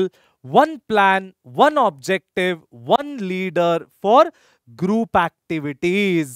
ಸೊ ಯಾವುದೇ ಒಂದು ಸಂಸ್ಥೆ, ಯಾವಾಗ್ಲೂ ತಿಳ್ಕೊಳ್ಳಿ ಮಕ್ಕಳ, it is a team effort. So ಯಾವುದೇ ಒಂದು ಸಂಸ್ಥೆಯಲ್ಲಿ ಒಂದು ಕ್ಲಿಯರ್ ಕಟ್ ಪ್ಲಾನ್ ಇರಬೇಕು, ಒಂದು ಕ್ಲಿಯರ್ ಕಟ್ ಆಬ್ಜೆಕ್ಟಿವ್ ಇರಬೇಕು, ಒಬ್ಬ ಕ್ಲಿಯರ್ ಕಟ್ ಲೀಡರ್ ಇರಬೇಕು. ಆವಾಗ ಮಾತ್ರನೇ ನಾವು ಆ ಗೋಲನ್ನ, ಆ ಆಬ್ಜೆಕ್ಟಿವ್ ಅನ್ನ, ಆ ಏಮ್ ಅನ್ನ, ಆ ವಿಷನ್ ಅನ್ನ, ಆ ಮಿಷನ್ ಅನ್ನ ಅಚೀವ್ ಮಾಡಲಿಕ್ಕೆ ಸಾಧ್ಯ. ನೋಡಿದ್ರ ಎಷ್ಟು ಪದಗಳಿವೆ ಅಂತ. ಸೊ ಯೂನಿಟಿ ಆಫ್ ಡೈರೆಕ್ಷನ್ ಅಂದ್ರೆ ಏನರ್ಥ? ಯಾವುದೇ ಒಂದು ಸಂಸ್ಥೆಯಲ್ಲಿ ಒಂದು ಕ್ಲಿಯರ್ ಕಟ್ ಪ್ರೊಸೀಜರ್ ಇರಬೇಕು, ಒಂದು ಕ್ಲಿಯರ್ ಕಟ್ ಗೋಲ್ ಇರಬೇಕು, ಒಂದು ಕ್ಲಿಯರ್ ಕಟ್ ಪ್ಲಾನ್ ಇರಬೇಕು. ಆ ಪ್ಲಾನ್ ಅನ್ನ ಒಂದು ಗ್ರೂಪಿಗೆ ಅರ್ಥ ಮಾಡಿಸುವಂತಹ ಒಬ್ಬ ಕ್ಲಿಯರ್ ಕಟ್ ಲೀಡರ್ ಇರಬೇಕು. ಅದಕ್ಕೆ ನಾವು ಯೂನಿಟಿ ಆಫ್ ಡೈರೆಕ್ಷನ್ ಅಂತ ಕರಿತೇವೆ. ನೆಕ್ಸ್ಟ್, ಸೆಂಟ್ರಲೈಸೇಷನ್ ಮತ್ತು ಡಿಸೆಂಟ್ರಲೈಸೇಷನ್ ಎರಡನ್ನು ನೋಡೋಣ. ಏನು ಸೆಂಟ್ರಲೈಸೇಷನ್ ಅಂದ್ರೆ? ಯಾವುದೇ ಒಂದು ಕಂಪನಿಯಲ್ಲಿ ಎಲ್ಲ ಡಿಸಿಷನ್ ಮೇಕಿಂಗ್ ಅಥಾರಿಟಿನೂ ಒಂದು ಗುಂಪಿನ ಕೈಲಿ ಹೋಗಿ ನಿಂತು ಬಿಟ್ರೆ ಅದನ್ನ ನಾವು ಸೆಂಟ್ರಲೈಸೇಷನ್ ಅಂತ ಕರಿತೇವೆ. ನಮ್ಮ ದೇಶ ಸಾಮಾನ್ಯವಾಗಿ ಸೆಂಟ್ರಲೈಸ್ಡ್. ಯಾಕೆಂದ್ರೆ ಯಾವುದೇ ನಿರ್ಧಾರಗಳನ್ನ, ದೇಶಕ್ಕೆ ಸಂಬಂಧಪಟ್ಟ ನಿರ್ಧಾರಗಳನ್ನ ಒಂದ ಪ್ರೆಸಿಡೆಂಟು ಇಲ್ಲ ಪ್ರೈಮ್ ಮಿನಿಸ್ಟರ್ ತಗೊಳ್ತಾರೆ. ನಮ್ಮ ರಾಜ್ಯಕ್ಕೆ ಸಂಬಂಧಪಟ್ಟಂತಹ ನಿರ್ಧಾರಗಳನ್ನ ನಮ್ಮ ಮುಖ್ಯಮಂತ್ರಿಗಳು ಅಥವಾ ಗವರ್ನರ್ ಅವರು ತಗೊಳ್ತಾರೆ. Centralisation of power. ಅದೇ ರೀತಿ ಒಂದು ಆಫೀಸ್ನಲ್ಲಿ ಕೂಡ ಸೆಂಟ್ರಲೈಸೇಷನ್ ಆಫ್ ಪವರ್ ಒಂದೇ ಜಾಗದಲ್ಲಿ ಇರೋದಕ್ಕೆ ನಾವು ಸೆಂಟ್ರಲೈಸೇಷನ್ ಅಂತೇವೆ. ಆ ಪವರು ಡಿವೈಡ್ ಆಗಿ ಡಿಪಾರ್ಟ್ಮೆಂಟ್ಗಳ ಪ್ರಕಾರ ಅಲ್ಲಿಗಲ್ಲಿಗೊಬ್ಬ ಲೀಡರ್ಗಳಿದ್ದು ಅವರು ನಿರ್ಧಾರಗಳನ್ನ ತಗೊಳ್ಳೋ ಅಂತ ಕೆಪಾಸಿಟಿ ಇದ್ರೆ ಅದಕ್ಕೆ ನಾವೇನಂತೇವೆ? ಡಿಸೆಂಟ್ರಲೈಸೇಷನ್ ಅಂತೇವೆ. ಸೊ ಸೆಂಟ್ರಲೈಸೇಷನ್ ಅಂದ್ರೆ ಯಾವುದೇ ಒಂದು ಸಂಸ್ಥೆಯಲ್ಲಿ ಒಂದು ಕಡೆಗೆ ಎಲ್ಲ ನಿರ್ಧಾರಗಳು ನಡೀತಾ ಇದ್ರೆ ಅದು ಸೆಂಟ್ರಲೈಸೇಷನ್. ಎಲ್ಲ ಡಿಪಾರ್ಟ್ಮೆಂಟ್ಗಳು ಡಿವೈಡ್ ಆಗಿ ಎಲ್ಲ ಡಿಪಾರ್ಟ್ಮೆಂಟ್ಗಳಲ್ಲೂ ಅವರವರ ನಿರ್ಧಾರವನ್ನ ಅವರೇ ಕೇಪಬಲ್ ಆಗಿ ತಗೊಂಡ್ರೆ ಡಿಸೆಂಟ್ರಲೈಸೇಷನ್. ಇವೆರಡರ ನಡುವೆ ಆಪ್ಟಿಮಲ್ ಬ್ಯಾಲೆನ್ಸ್ ಅನ್ನ ಒಂದು ಸಂಸ್ಥೆ ಇಟ್ಕೊಳ್ಬೇಕಾಗತ್ತೆ ಮಕ್ಕಳ. ಎಲ್ಲವೂ ಸೆಂಟ್ರಲೈಸ್ಡ್ ಆಗಬಾರ್ದು, ಎಲ್ಲವೂ ಡಿಸೆಂಟ್ರಲೈಸ್ಡು ಆಗಬಾರ್ದು. ಎಲ್ಲವೂ ಸೆಂಟ್ರಲೈಸೇಷನ್ನೇ ಆಗೋದ್ರೆ ಎಲ್ಲ ನಿರ್ಧಾರಗಳಿಗೂ ಆ ವ್ಯಕ್ತಿಯ ಮೇಲೆ ಡಿಪೆಂಡ್ ಆಗಬೇಕಾಗತ್ತೆ. ಅವನು ಲಾಭ ತಗೊಳಕ್ಕೆ ಶುರು ಮಾಡ್ತಾನೆ. ತುಂಬಾ ಡಿಸೆಂಟ್ರಲೈಸೇಷನ್ ಆದ್ರೆ ಪವರು ಹಲವಾರು ಜನರ ಕೈಲೋಗಿ ಸೇರ್ಕೊಂಡ್ಬಿಡುತ್ತೆ. ಹಲವಾರು ಜನ ಹಲವಾರು ನಿರ್ಧಾರಗಳನ್ನ ತಗೊಳ್ತಾರೆ. ಅದು ತಪ್ಪು. ಇದೆರಡರ ನಡುವೆ ಆಪ್ಟಿಮಲ್ ಬ್ಯಾಲೆನ್ಸ್ ಇಟ್ಕೊಳ್ಳೋದನ್ನ ಹೆನ್ರೀಸ್ ಪ್ರಿನ್ಸಿಪಲ್ಸ್ ಆಫ್ ಮ್ಯಾನೇಜ್ಮೆಂಟ್ ಹೇಳ್ತದೆ. Next, scalar chain. ಏನು scalar chain? There must be a clear line of authority. ಯಾವುದೇ ಒಂದು ಆರ್ಗನೈಸೇಷನ್, ಯಾವುದೇ ಒಂದು ಸಂಸ್ಥೆಯಲ್ಲಿ there must be clear hierarchy. ಇವನು ಬಾಟಮ್ ಲೆವೆಲ್ ಮ್ಯಾನೇಜರು, ಇವನು ಮಿಡಿಲ್ ಲೆವೆಲ್ ಮ್ಯಾನೇಜರು, ಇವನು ಟಾಪ್ ಲೆವೆಲ್ ಮ್ಯಾನೇಜರು. ನಮ್ಮ ಸಂಸ್ಥೆಯಲ್ಲಿ ಇದೇ ರೀತಿಯಲ್ಲಿ ಸ್ಟ್ರಕ್ಚರ್ ಇರೋದು. ನೀನು ಮೊದಲಿಗೆ ಬಾಟಮ್ ಲೆವೆಲ್ ಮ್ಯಾನೇಜರ್ನ ಅಪ್ರೋಚ್ ಮಾಡು. ಅವನ ಹತ್ರ ಸೊಲ್ಯೂಷನ್ ಬರಲಿಲ್ವಾ, ಮಿಡಿಲ್ ಲೆವೆಲ್ ಮ್ಯಾನೇಜ್ಮೆಂಟಿಗೆ ಬಾ. ಮಿಡಿಲ್ ಲೆವೆಲ್ ಮ್ಯಾನೇಜ್ಮೆಂಟ್ ಹತ್ರ ಬರಲಿಲ್ವಾ, ಟಾಪ್ ಲೆವೆಲ್ ಮ್ಯಾನೇಜ್ಮೆಂಟ್ ಹತ್ರ ಬಾ. ಈ ರೀತಿ ಒಂದು ಲೈನ್ ಆಫ್ ಅಥಾರಿಟಿ ಒಂದು ಸಂಸ್ಥೆಯಲ್ಲಿ ಎಲ್ಲ ನೌಕರರಿಗೂ ಪರ್ಫೆಕ್ಟ್ ಆಗಿ ಗೊತ್ತಿರಬೇಕು. ಯಾವಾಗ ಈ ಲೈನ್ ಆಫ್ ಅಥಾರಿಟಿ ಅಥವಾ ಚೈನ್ ಏನಿದೆ ಅದು ಬ್ರೇಕ್ ಆಗುತ್ತೆ, ನೌಕರರು ಏನ್ ಮಾಡ್ತಾರೆ, ಅಡ್ವಾಂಟೇಜ್ ತಗೊಳಕ್ ಶುರು ಮಾಡ್ತಾರೆ. ಸೊ ಸ್ಕೇಲಾರ್ ಚೈನ್ ಅಂದ್ರೆ ಏನರ್ಥ, there must be a clear line of authority from bottom to top ಆಗಿರ್ಬೋದು ಅಥವಾ from top to bottom ಆಗಿರ್ಬೋದು. ಇದನ್ನ ನಾವು ಲೆವೆಲ್ಸ್ ಆಫ್ ಮ್ಯಾನೇಜ್ಮೆಂಟ್ ಅಂತ ಕೂಡ ಕರಿತೇವೆ. So what is levels of management? Bottom level, middle level, top level. In fact ನಾವಿದನ್ನ ಮೊದಲನೆಯ ಪಾಠದಲ್ಲಿ ಕಲ್ತಿದ್ವಿ ಕೂಡ. Next one, order. ಏನಿದು ಆರ್ಡರು? ಸಿ, ಯಾವುದೇ ಒಂದು ಸಂಸ್ಥೆಯಲ್ಲಿ ನಾವು ಏನೇನು ರಿಸೋರ್ಸಸ್ಗಳನ್ನ ಇಟ್ಕೊಂಡಿದ್ದೇವೆ, ಯಾವ ಅದು ಹ್ಯೂಮನ್ ರಿಸೋರ್ಸಸ್ ಆಗಿರ್ಬೋದು, ಫೈನಾನ್ಷಿಯಲ್ ರಿಸೋರ್ಸಸ್ ಆಗಿರ್ಬೋದು, ಆಪರೇಷನಲ್ ರಿಸೋರ್ಸಸ್ ಆಗಿರ್ಬೋದು, ಟೆಕ್ನಿಕಲ್ ರಿಸೋರ್ಸಸ್ ಆಗಿರ್ಬೋದು, ಟೆಕ್ನಾಲಜಿಕಲ್ ರಿಸೋರ್ಸಸ್ ಆಗಿರ್ಬೋದು, ಯಾವುದೇ ರಿಸೋರ್ಸಸ್ ಅನ್ನ ಪ್ರಾಪರ್ ಅರೇಂಜ್ಮೆಂಟ್ ಅಲ್ಲಿ ಇಟ್ಕೊಂಡಾಗ, ಪ್ರಾಪರ್ ಆರ್ಡರ್ ಅಲ್ಲಿ ಇಟ್ಕೊಂಡಾಗ ಅದರ ಬೆಸ್ಟ್ ಯುಟಿಲೈಸೇಷನ್ ಆಗುತ್ತೆ.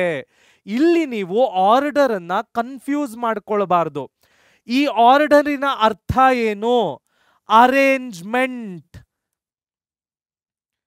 ಇದು ಇನ್ಸ್ಟ್ರಕ್ಷನ್ಸ್ ಅಲ್ಲ. ತುಂಬಾ ಮಕ್ಕಳು ಇದನ್ನ ಕನ್ಫ್ಯೂಷನ್ ಮಾಡ್ಕೊಳ್ತಾರೆ. ಇಲ್ಲಿ ನಾನು ಮಾತಾಡ್ತಾ ಇರ್ತಕ್ಕಂಥ ಆರ್ಡರ್ ಯಾವುದು ಅಂದ್ರೆ ಅರೇಂಜ್ಮೆಂಟ್, ಇನ್ಸ್ಟ್ರಕ್ಷನ್ ಅಲ್ಲ. ಸೊ ಆರ್ಡರ್ ಅಂದ್ರೆ ಏನರ್ಥ? ನಮ್ಮ ಸಂಸ್ಥೆಯಲ್ಲಿ ಇರ್ತಕ್ಕಂತಹ ಎಲ್ಲ ಸಂಪನ್ಮೂಲಗಳು, ಎಲ್ಲ ರಿಸೋರ್ಸಸ್ಸು ಪ್ರಾಪರ್ ಆಗಿ ಅರೇಂಜ್ ಆಗಿರಬೇಕು. ಅದನ್ನ ನಾವೇನಂತ ಕರಿತೇವೆ? ಆರ್ಡರ್ ಅಂತ ಕರಿತೇವೆ. ಇಂಟ್ರೆಸ್ಟಿಂಗ್ ಅಲ್ಲ? Next, subordination and remuneration. ಏನು ಸಬ್ಆರ್ಡಿನೇಷನ್ ಮತ್ತು ಏನು ರೆಮ್ಯೂನರೇಷನ್? ಯಾವಾಗಲೂ ತಿಳ್ಕೊಳ್ಳಿ, organizational goals must always be first. ನಾವು ನಮ್ಮ ಪರ್ಸನಲ್ ಗ್ರೋತಿನ ಬಗ್ಗೆ ಯೋಚನೆಯೇ ಮಾಡಬಾರ್ದು ಅಂತಲ್ಲ. ದಯವಿಟ್ಟು ನೀವು ಈ ಪಾಯಿಂಟ್ ಅನ್ನ ನೋಟ್ ಮಾಡ್ಕೊಳ್ಳಿ. ನಾಳೆ ನೀವು ಕೆಲಸಕ್ಕೆ ಹೋದಾಗಲೂ ಅಷ್ಟೇ, ನಾವು ನಮ್ಮ ಪರ್ಸನಲ್ ಗ್ರೋತಿನ ಬಗ್ಗೆ ಯೋಚನೆಯೇ ಮಾಡಬಾರ್ದು ಅಂತ ಅಲ್ಲ, ಅದು ತಪ್ಪು. ಹೆನ್ರಿ ಫಾಯಲ್ ಕೂಡ ಅದನ್ನ ಹೇಳಲಿಲ್ಲ. ಅವನು ನಮಗೆ ಹೇಳ್ತಾ ಇರ್ತಕ್ಕಂಥದ್ದೇನು, ನೀವು ಆ ಸಂಸ್ಥೆಯಲ್ಲಿ ಕೆಲಸ ಮಾಡ್ತಾ ಇರಬೇಕಾದ್ರೆ ನಿಮ್ಮ ಬೆಳವಣಿಗೆಯ ಜೊತೆಗೆ ಕಂಪನಿಯ ಬೆಳವಣಿಗೆಯನ್ನು ನೋಡ್ಕೊಳ್ಳಿ. ಕಂಪನಿಯ ಬೆಳವಣಿಗೆಯನ್ನ ಪ್ರಯಾರಿಟಿಯಲ್ಲಿ ಹಾಕಿ ಅಂತ ಹೇಳ್ತಾನೆ ಹೊರತು ನೀನು ಬೆಳವಣಿಗೆಯನ್ನ ಬಿಟ್ಬಿಟ್ಟು ಕಂಪನಿಯನ್ನ ಬೆಳೆಸು ಅಂತ ಹೇಳ್ತಾ ಇಲ್ಲ. Organisational goals are first. At the same time fair compensation. ಎಲ್ಲರಿಗೂ ಒಳ್ಳೆಯ ಸಂಬಳ ಸಿಗಬೇಕು. ಎಲ್ಲರಿಗೂ ಅವ್ರಿಗೆ ಸಿಗಬೇಕಾದಂತಹ PF ಆಗಿರ್ಬೋದು, ಮೆಡಿಕಲ್ ಇನ್ಶೂರೆನ್ಸ್ ಆಗಿರ್ಬೋದು, ಗ್ರಾಚ್ಯುಟಿ ಆಗಿರ್ಬೋದು, ಲೀವ್ ಎನ್ಕ್ಯಾಶ್ಮೆಂಟ್ ಆಗಿರ್ಬೋದು, ರಜಗಳಾಗಿರ್ಬೋದು, ಇವೆಲ್ಲವೂ ಕರೆಕ್ಟ್ ಆಗಿ ಸಿಗಬೇಕು. ಆರ್ಗನೈಸೇಷನ್ನಿನ ಬೆಳವಣಿಗೆಯ ಜೊತೆಗೆ ಪರ್ಸನಲ್ ಬೆಳವಣಿಗೆಯೂ ಆಗಬೇಕು, ರೆಮ್ಯುನರೇಷನ್ನು ಕರೆಕ್ಟ್ ಆಗಿರಬೇಕು ಅಂತ ಹೆನ್ರೀಸ್ ಪ್ರಿನ್ಸಿಪಲ್ ಆಫ್ ಮ್ಯಾನೇಜ್ಮೆಂಟ್ ಹೇಳ್ತದೆ. ಇಂಟ್ರೆಸ್ಟಿಂಗ್ ಅಲ್ಲ? ಹಾಗಾದ್ರೆ ನೆಕ್ಸ್ಟ್ ಏನಿದೆ ನೋಡೋಣ ಬನ್ನಿ. Next, equity. ಏನು ಎಕ್ವಿಟಿ? ಕೇರ್ಫುಲ್ ಆಗಿ ಕೇಳಿಸ್ಕೊಳ್ಳಿ ಮಕ್ಕಳ. ನೋಡಿ, ಎಕ್ವಿಟಿ ಮತ್ತು ಇಕ್ವಾಲಿಟಿ ಇದೆರಡರ ನಡುವಿನ ವ್ಯತ್ಯಾಸ ಏನು ನೋಡೋಣ. ಈಗ ನಾನು ಒಂದು 6 ಅಡಿಯಲ್ಲಿ ಒಂದು ಕ್ಲಾಕ್ ಅನ್ನ ಇಟ್ಟಿದ್ದೀನಿ. ಎಲ್ಲರೂ ನಿಮ್ಮ ಮಾಯಾ ಪ್ರಪಂಚಕ್ಕೆ ಹೋಗಿ ಒಮ್ಮೆ just imagine what I am telling. ಒಂದು 6 ಅಡಿ ಹೈಟ್ ಅಲ್ಲಿ ನಾನೊಂದು ಕ್ಲಾಕ್ ಅನ್ನ ಇಟ್ಟಿದ್ದೀನಿ. ಒಬ್ಬ ಹುಡುಗ 5 ಅಡಿ ಇದ್ದಾನೆ, ಮತ್ತೊಬ್ಬ ಹುಡುಗ 4 ಅಡಿ ಇದ್ದಾನೆ. ಕ್ಲಾಕು 6 ಅಡಿಯಲ್ಲಿದೆ. ಒಬ್ಬ ಹುಡುಗ 5 ಅಡಿ ಇದ್ದಾನೆ, ಮತ್ತೊಬ್ಬ ಹುಡುಗ 4 ಅಡಿ ಇದ್ದಾನೆ. ನಾನಿವಾಗ ಇಬ್ಬರಿಗೂ ಒಂದು ಟಾಸ್ಕ್ ಅನ್ನ ಕೊಡ್ತೀನಿ. ಆ ಕ್ಲಾಕ್ ಅನ್ನ ತೆಗಿಯಪ್ಪ ಅಂತ ಹೇಳ್ತೀನಿ. 5 ಅಡಿ ಇರೋ ಹುಡುಗನಿಗೆ ನಾನು ಯಾವುದೇ ಸಪೋರ್ಟ್ ಅನ್ನ ಕೊಡಬೇಕಾಗಿಲ್ಲ. ಅವನ ಹೈಟೇ ಚೆನ್ನಾಗಿದೆ, ಆರಾಮಾಗಿ 6 ಅಡಿ ಇರೋ ಅಂತ ಕ್ಲಾಕ್ ಅನ್ನ ಅವನು ಆಚೆ ತೆಗಿತಾನೆ. ಅದೇ 4 ಅಡಿ ಇರೋ ಅಂತ ಹುಡುಗನಿಗೆ ನಾನೊಂದು ಚೇರ್ ಅನ್ನ ಕೊಟ್ಟು ಸಪೋರ್ಟ್ ಮಾಡಿ ಅವನಿಗೆ ಆ ಕ್ಲಾಕ್ ಅನ್ನ ತೆಗಿಯಕ್ಕೆ ಹೇಳಬೇಕು. ಅದನ್ನ ನಾವೇನಂತ ಕರಿತೇವೆ? ಎಕ್ವಿಟಿ ಅಂತ ಕರಿತೇವೆ. ಎಕ್ವಿಟಿ ಅಂದ್ರೆ ಏನರ್ಥ? ಯಾವುದೇ ಒಬ್ಬ ಮನುಷ್ಯ ಬಲಹೀನನಾಗಿದ್ರೆ ಅಂತಹ ಮನುಷ್ಯನಿಗೆ ಸಪೋರ್ಟ್ ಅನ್ನ ಕೊಟ್ಟು ಮುಂದೆ ಬರಲಿಕ್ಕೆ ದಾರಿ ಮಾಡಿಕೊಡ್ಲಿಕ್ಕೆ ನಾವೇನಂತ ಕರಿತೇವೆ? ಎಕ್ವಿಟಿ ಅಂತ ಕರಿತೇವೆ. ಎಲ್ಲರನ್ನು ಸಮಾನವಾಗಿ ನೋಡೋದು ಈಕ್ವಾಲಿಟಿ. ಆದರೆ ಯಾರ್ಯಾರಿಗೆ ಏನೇನು ಸಿಗಬೇಕೋ ಅದನ್ನ ಕರೆಕ್ಟಾಗಿ ಅವರಿಗೆ ಸಿಗೋ ಹಾಗೆ ಮಾಡಿ ಅವರು ಮುಂದೆ ಬರಲಿಕ್ಕೆ ದಾರಿ ಮಾಡಿಕೊಡೋದನ್ನ ನಾವೇನಂತ ಕರಿತೇವೆ? ಎಕ್ವಿಟಿ ಅಂತ ಕರಿತೇವೆ. ಅದೇ ರೀತಿ ಒಂದು ಸಂಸ್ಥೆಯಲ್ಲಿ ಕೂಡ ಹಲವಾರು ವಿಧಗಳಾದ ಎಂಪ್ಲಾಯಿಗಳು ಇರ್ತಾರೆ. ಆ ಎಂಪ್ಲಾಯಿಗಳಲ್ಲಿ ಯಾರಿಗೆ ಯಾವ ಅವಶ್ಯಕತೆ ಇದೆ, ಮ್ಯಾನೇಜ್ಮೆಂಟಿಂದ, ಮ್ಯಾನೇಜರಿಂದ, ಆಡಳಿತ ಮಂಡಳಿಯಿಂದ ಅವರಿಗೆ ಏನೇನೆಲ್ಲ ಬೇಕು, ಅವ್ರಿಗೆ ಅದು ಸಿಗ್ತಾ ಇದೆಯಾ, ಅವರ ಬೆಳವಣಿಗೆ ಆಗ್ತಾ ಇದೆಯಾ ಅಂತ ಅಬ್ಸರ್ವ್ ಮಾಡೋದಕ್ಕೆ ನಾವೇನಂತೀವಿ? ಎಕ್ವಿಟಿ ಅಂತೀವಿ. ಇಂಟ್ರೆಸ್ಟಿಂಗ್ ಅಲ್ಲ? Next, stability of tenure. ಯಾವಾಗಲೂ ತಿಳ್ಕೊಳ್ಳಿ ಮಕ್ಕಳ, ಯಾವುದೇ ಒಂದು ಕಂಪನಿಯಲ್ಲಿ ಜಾಬ್ ಸೆಕ್ಯೂರಿಟಿ ಇರಬೇಕು.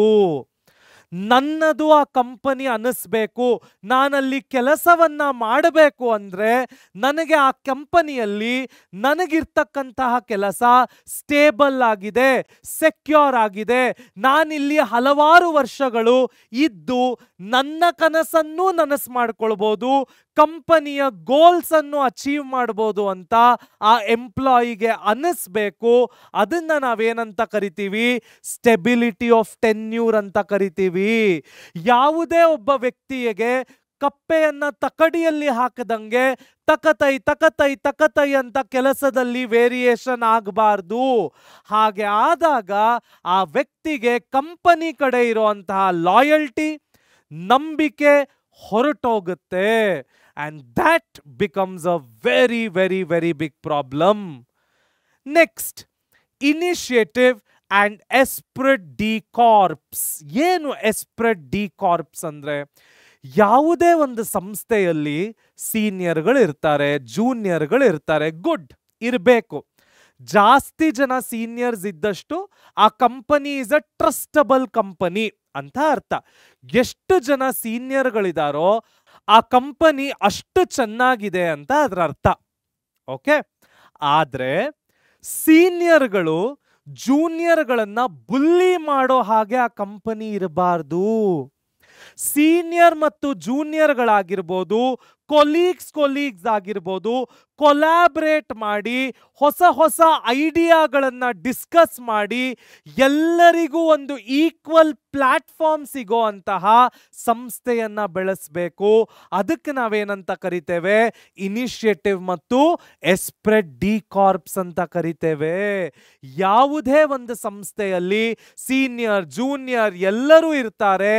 ಯಾರ ನಡುವೆಯೂ ವ್ಯತ್ಯಾಸ ಆಗದಂತೆ ಎಲ್ಲರಿಗೂ ಅವರವರ ಐಡಿಯಾಗಳನ್ನ ಹಂಚಿಕೊಂಡು ಅವರವರು ತಗೊಳ್ಬೇಕಾಗಿರುವಂತ ಇನಿಷಿಯೇಟಿವ್ ಅನ್ನ ತಗೊಳ್ಳಿಕ್ಕೆ ಒಂದು ದಾರಿಯನ್ನ ಮಾಡಿಕೊಟ್ರೆ ಅದಕ್ಕೆ ನಾವೇನಂತೇವೆ? ಇನಿಷಿಯೇಟಿವ್ ಮತ್ತು ಎಸ್ಪ್ರೆಡ್ ಡಿ ಕಾರ್ಪ್ಸ್ ಅಂತ ಕರಿತೇವೆ. ಎಷ್ಟು ಇಂಟ್ರೆಸ್ಟಿಂಗ್ ಆಗಿದೆ ಅಲ್ಲ? ಎಷ್ಟು ರಿಯಲ್ ಲೈಫ್ ಎಕ್ಸಾಂಪಲ್ಗಳನ್ನ ಕಲಿತಾ ಇದೀವಲ್ಲ? ಲೆಟ್ಸ್ ಗೋ ಫರ್ದರ್ ಮಕ್ಕಳ. ಹೆನ್ರಿ ಫಯಲ್ಸ್ ನ ಪ್ರಿನ್ಸಿಪಲ್ಸ್ ಆಫ್ ಮ್ಯಾನೇಜ್ಮೆಂಟ್ ನೋಡಿದ್ವಿ. ನೆಕ್ಸ್ಟ್ ಟಾಪಿಕ್ ಯಾವುದು ನೋಡೋಣ ಬನ್ನಿ. Frederick W Taylor, the father of scientific management. ಮತ್ತೆ ಮಕ್ಕಳ, this is an important point for MCQ 1 mark. So who is the father of scientific management ಅಂತ ಕೇಳಿದ್ರೆ Frederick W Taylor. ಏನು ಈ ವ್ಯಕ್ತಿಯ ಕಾಂಟ್ರಿಬ್ಯೂಷನ್ಸ್, ಏನು ಎಕ್ಸಾಕ್ಟ್ಲಿ ಈ ವ್ಯಕ್ತಿ ಕಾಂಟ್ರಿಬ್ಯೂಟ್ ಮಾಡಿದ್ದಾರೆ, ಏನು ಆ ವ್ಯಕ್ತಿಯ ಲೆಗೆಸಿ ತಿಳ್ಕೊಳ್ಳೋಣ ಬನ್ನಿ. First, early career. Taylor began as a labourer, ದಿನಗೂಲಿಯ ನೌಕರ, and rose to chief engineer at Midvale Steel Company. ಒಬ್ಬ ವ್ಯಕ್ತಿ ದಿನಗೂಲಿಯ ನೌಕರನಾಗಿ ಶುರು ಮಾಡಿ ಅದೇ ಕಂಪನಿಯ ಚೀಫ್ ಇಂಜಿನಿಯರ್ ಆಗಿ ಪ್ರಮೋಷನ್ ಅನ್ನ ಪಡ್ಕೊಂಡ್ರು. Giving him the unique perspective on productivity challenges.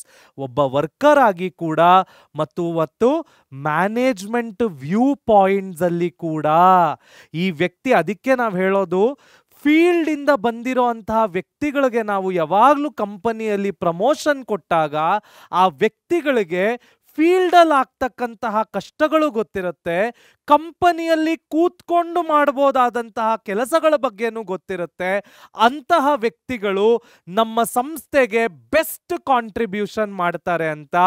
ಅಂತಹ ವ್ಯಕ್ತಿಗಳಲ್ಲಿ ಒಬ್ಬ ಗ್ರೇಟ್ ವ್ಯಕ್ತಿ ಅಂದ್ರೆ ಫೆಡರಿಕ್ ಡಬ್ಲ್ಯೂ ಟೇಲರ್. ಅವರ ಸೈಂಟಿಫಿಕ್ ಅಪ್ರೋಚ್ ಏನು ನೋಡಿ. ಹೆನ್ರಿ ಫಾಯಲ್ ಪ್ರಿನ್ಸಿಪಲ್ಸ್ ಆಫ್ ಮ್ಯಾನೇಜ್ಮೆಂಟ್ ಹೇಗೆ ಕೊಟ್ಟರು 14 ಪ್ರಿನ್ಸಿಪಲ್ಗಳನ್ನ, ಅದೇ ರೀತಿ FW ಟೇಲರ್ ಅಥವಾ ಫೆಡರಿಕ್ ಡಬ್ಲ್ಯೂ ಟೇಲರ್ ಅವರು ಕೂಡ ಸೈಂಟಿಫಿಕ್ ಪ್ರಿನ್ಸಿಪಲ್ಸ್ ಆಫ್ ಮ್ಯಾನೇಜ್ಮೆಂಟ್ ಅನ್ನ ಕೊಟ್ಟಿದ್ದಾರೆ. ಇಂಪಾರ್ಟೆಂಟ್. ಅದನ್ನೇ ನಾವಿಲ್ಲಿ ಸೈಂಟಿಫಿಕ್ ಅಪ್ರೋಚ್ ಅಂತ ಡಿಸ್ಕಸ್ ಮಾಡ್ತಾ ಇರೋದು. ಏನ ಸೈಂಟಿಫಿಕ್ ಪ್ರಿನ್ಸಿಪಲ್ಗಳು ಆ ಪಾಯಿಂಟ್ ಬಂದಾಗ ಎಕ್ಸ್ಪ್ಲೈನ್ ಮಾಡ್ತೀನಿ. Next, focus on production. Naturally FW Taylor ಅವರು ಸ್ಟೀಲ್ ಇಂಡಸ್ಟ್ರಿಯಲ್ಲಿ ಇದ್ರು ಅಂದ್ರೆ ಅವರ ಫೋಕಸ್ ಯಾವಾಗ್ಲೂ ಏನಾಗಿರುತ್ತೆ, ಪ್ರೊಡಕ್ಷನ್ ಕಡೆಯೇ ಆಗಿರುತ್ತೆ. ಅವರು ನಮಗೆ ಕೊಟ್ಟಂತಹ ಸೈಂಟಿಫಿಕ್ ಪ್ರಿನ್ಸಿಪಲ್ಸ್ ಆಫ್ ಮ್ಯಾನೇಜ್ಮೆಂಟ್ ಕೂಡ ಪ್ರೊಡಕ್ಷನ್ ಕಡೆಗೆ ಫೋಕಸ್ ಮಾಡುತ್ತೆ. ಏನದು ಸೈಂಟಿಫಿಕ್ ಪ್ರಿನ್ಸಿಪಲ್ಸ್ ಆಫ್ ಮ್ಯಾನೇಜ್ಮೆಂಟ್, ಏನ್ ಎಕ್ಸಾಕ್ಟ್ಲಿ ಅಲ್ಲಿ ಕಲಿತೇವೆ ನೋಡೋಣ ಬನ್ನಿ. Science not a rule of thumb. ಏನಿದರ ಅರ್ಥ? FW ಟೇಲರ್ ಅವ್ರು ಹೇಳ್ತಾರೆ, replace all traditional methods with scientifically determined one best way through systematic study and analysis. ನೀವು ಸೈನ್ಸ್ ಅಂತ ಯಾಕೆ ಕೆಲಸವನ್ನ ಕರೀತೀರಾ, ಅದನ್ನ ನಿಜವಾಗ್ಲೂ ಇಂಪ್ಲಿಮೆಂಟ್ ಮಾಡಿ. ಇದಕ್ಕೆ ನಾನು ನಿಮ್ಗೊಂದು ಬೆಸ್ಟ್ ಉದಾಹರಣೆ ಕೊಡ್ತೀನಿ, ವಿರಾಟ್ ಕೊಹ್ಲಿ. ನೀವು ವಿರಾಟ್ ಕೊಹ್ಲಿಯ ಹಲವಾರು ಇಂಟರ್ವ್ಯೂಗಳಲ್ಲಿ ಇದನ್ನ ಕೇಳಿರ್ತೀರ. ಅವ್ರು ಹೇಳ್ತಾರೆ, ನಾನು ಬ್ಯಾಟಿಂಗ್ ಅನ್ನ 1 ಇನ್ನಿಂಗ್ಸು 2 ಇನ್ನಿಂಗ್ಸು ಮಾಡಿ ನೋಡಿದೆ. ಆ ಬ್ಯಾಟಿಂಗ್ ಅಲ್ಲಿ ನನಗೇನು ವರ್ಕ್ ಆಗ್ತಾ ಇದೆ ಅಂತ ನಾನು ಕಾನ್ಕ್ರೀಟ್ ಆಗಿ ಫೋಕಸ್ ಮಾಡಿ ತಿಳ್ಕೊಂಡೆ. ಅದಾದ ನಂತರ ಈಗ ನನಗೆ ಆ ಟೆಕ್ನಿಕ್ ವರ್ಕ್ ಆಗ್ತಾ ಇದೆ ಅಂದ್ರೆ ನಾನು ಎಲ್ಲ ಕಡೆಯೂ ಆ ಟೆಕ್ನಿಕ್ ಅನ್ನೇ ಉಪಯೋಗಿಸ್ತೇನೆ. It is not by chance, ಅದು ನನ್ನ ಪ್ರಾಕ್ಟೀಸ್, ಅದು ನನ್ನ ಪ್ರಿನ್ಸಿಪಲ್. ಹಂಗೆ ನಾನು ಟ್ಯಾಲೆಂಟ್ ಇಂದ ಬೆಳ್ಕೊಂಡು ಬಂದಿರೋದು. It is not happening by chance. ಅದನ್ನೇ ಇಲ್ಲಿ FW ಟೇಲರ್ ಕೂಡ ಹೇಳ್ತಾರೆ, science not rule of thumb. ಯಾವ ಪ್ರಾಕ್ಟೀಸಸ್ ಬೆಸ್ಟ್ ಆಗಿ ವರ್ಕ್ ಆಗ್ತಾ ಇದೆ ಅದನ್ನ ಅಡಾಪ್ಟ್ ಮಾಡ್ಕೊಳ್ಳಿ. ಯಾವ ಪ್ರಾಕ್ಟೀಸಸ್ ಅಲ್ಲಿ ಕಂಪನಿ ನಿಜವಾಗ್ಲೂ ಪರ್ಫಾರ್ಮ್ ಮಾಡ್ತಾ ಇದೆ ಅದಕ್ಕೆ ಜಾಸ್ತಿ ಬೂಸ್ಟ್ ಅಪ್ ಮಾಡಿ. Yes, so replace traditional methods with scientifically determined best way to do the job. McDonald's ಅವರು ಅರ್ಥ ಮಾಡಿಕೊಂಡ್ರು, ಇಡೀ ದೇಶಕ್ಕೆ ಬರ್ಗರ್ಗಳನ್ನ ಅವಶ್ಯಕತೆ ಇದೆ, ಎಲ್ಲ ಕಡೆ ಬೇರೆ ಬೇರೆ ರೆಸ್ಟೋರೆಂಟ್ಗಳನ್ನೇ ಓಪನ್ ಮಾಡಲಿಕ್ಕೆ ಸಾಧ್ಯ ಇಲ್ಲ. Open burger restaurants everywhere. Science not a rule of thumb. Harmony, not discord. Foster cooperation between management and workers through shared understanding of mutual benefits by increased productivity. ಸಾಮಾನ್ಯವಾಗಿ ಮ್ಯಾನ್ಯುಫ್ಯಾಕ್ಚರಿಂಗ್ ಸೆಕ್ಟಾರ್ ಅಥವಾ production ಸೆಕ್ಟಾರ್ಗಳಲ್ಲಿ ಏನಾಗುತ್ತೆ ಅಂದ್ರೆ labour ಯೂನಿಯನ್ಗಳಿರುತ್ತವೆ. ಏನು labour union ಅಂದ್ರೆ ಲೇಬರ್ಗಳೇ ಒಂದು ಗುಂಪು ಮಾಡಿಕೊಂಡು union ಮಾಡಿಕೊಂಡು ಮ್ಯಾನೇಜ್ಮೆಂಟ್ಗಳ ಹತ್ರ ಜಗಳವಾಡೋದು. ಆ ಥರ ಜಗಳಗಳು, ಆ ಥರ ಕಾನ್ಫ್ಲಿಕ್ಟು ಆಗಕ್ಕೆ ಬಿಡಬೇಡಿ.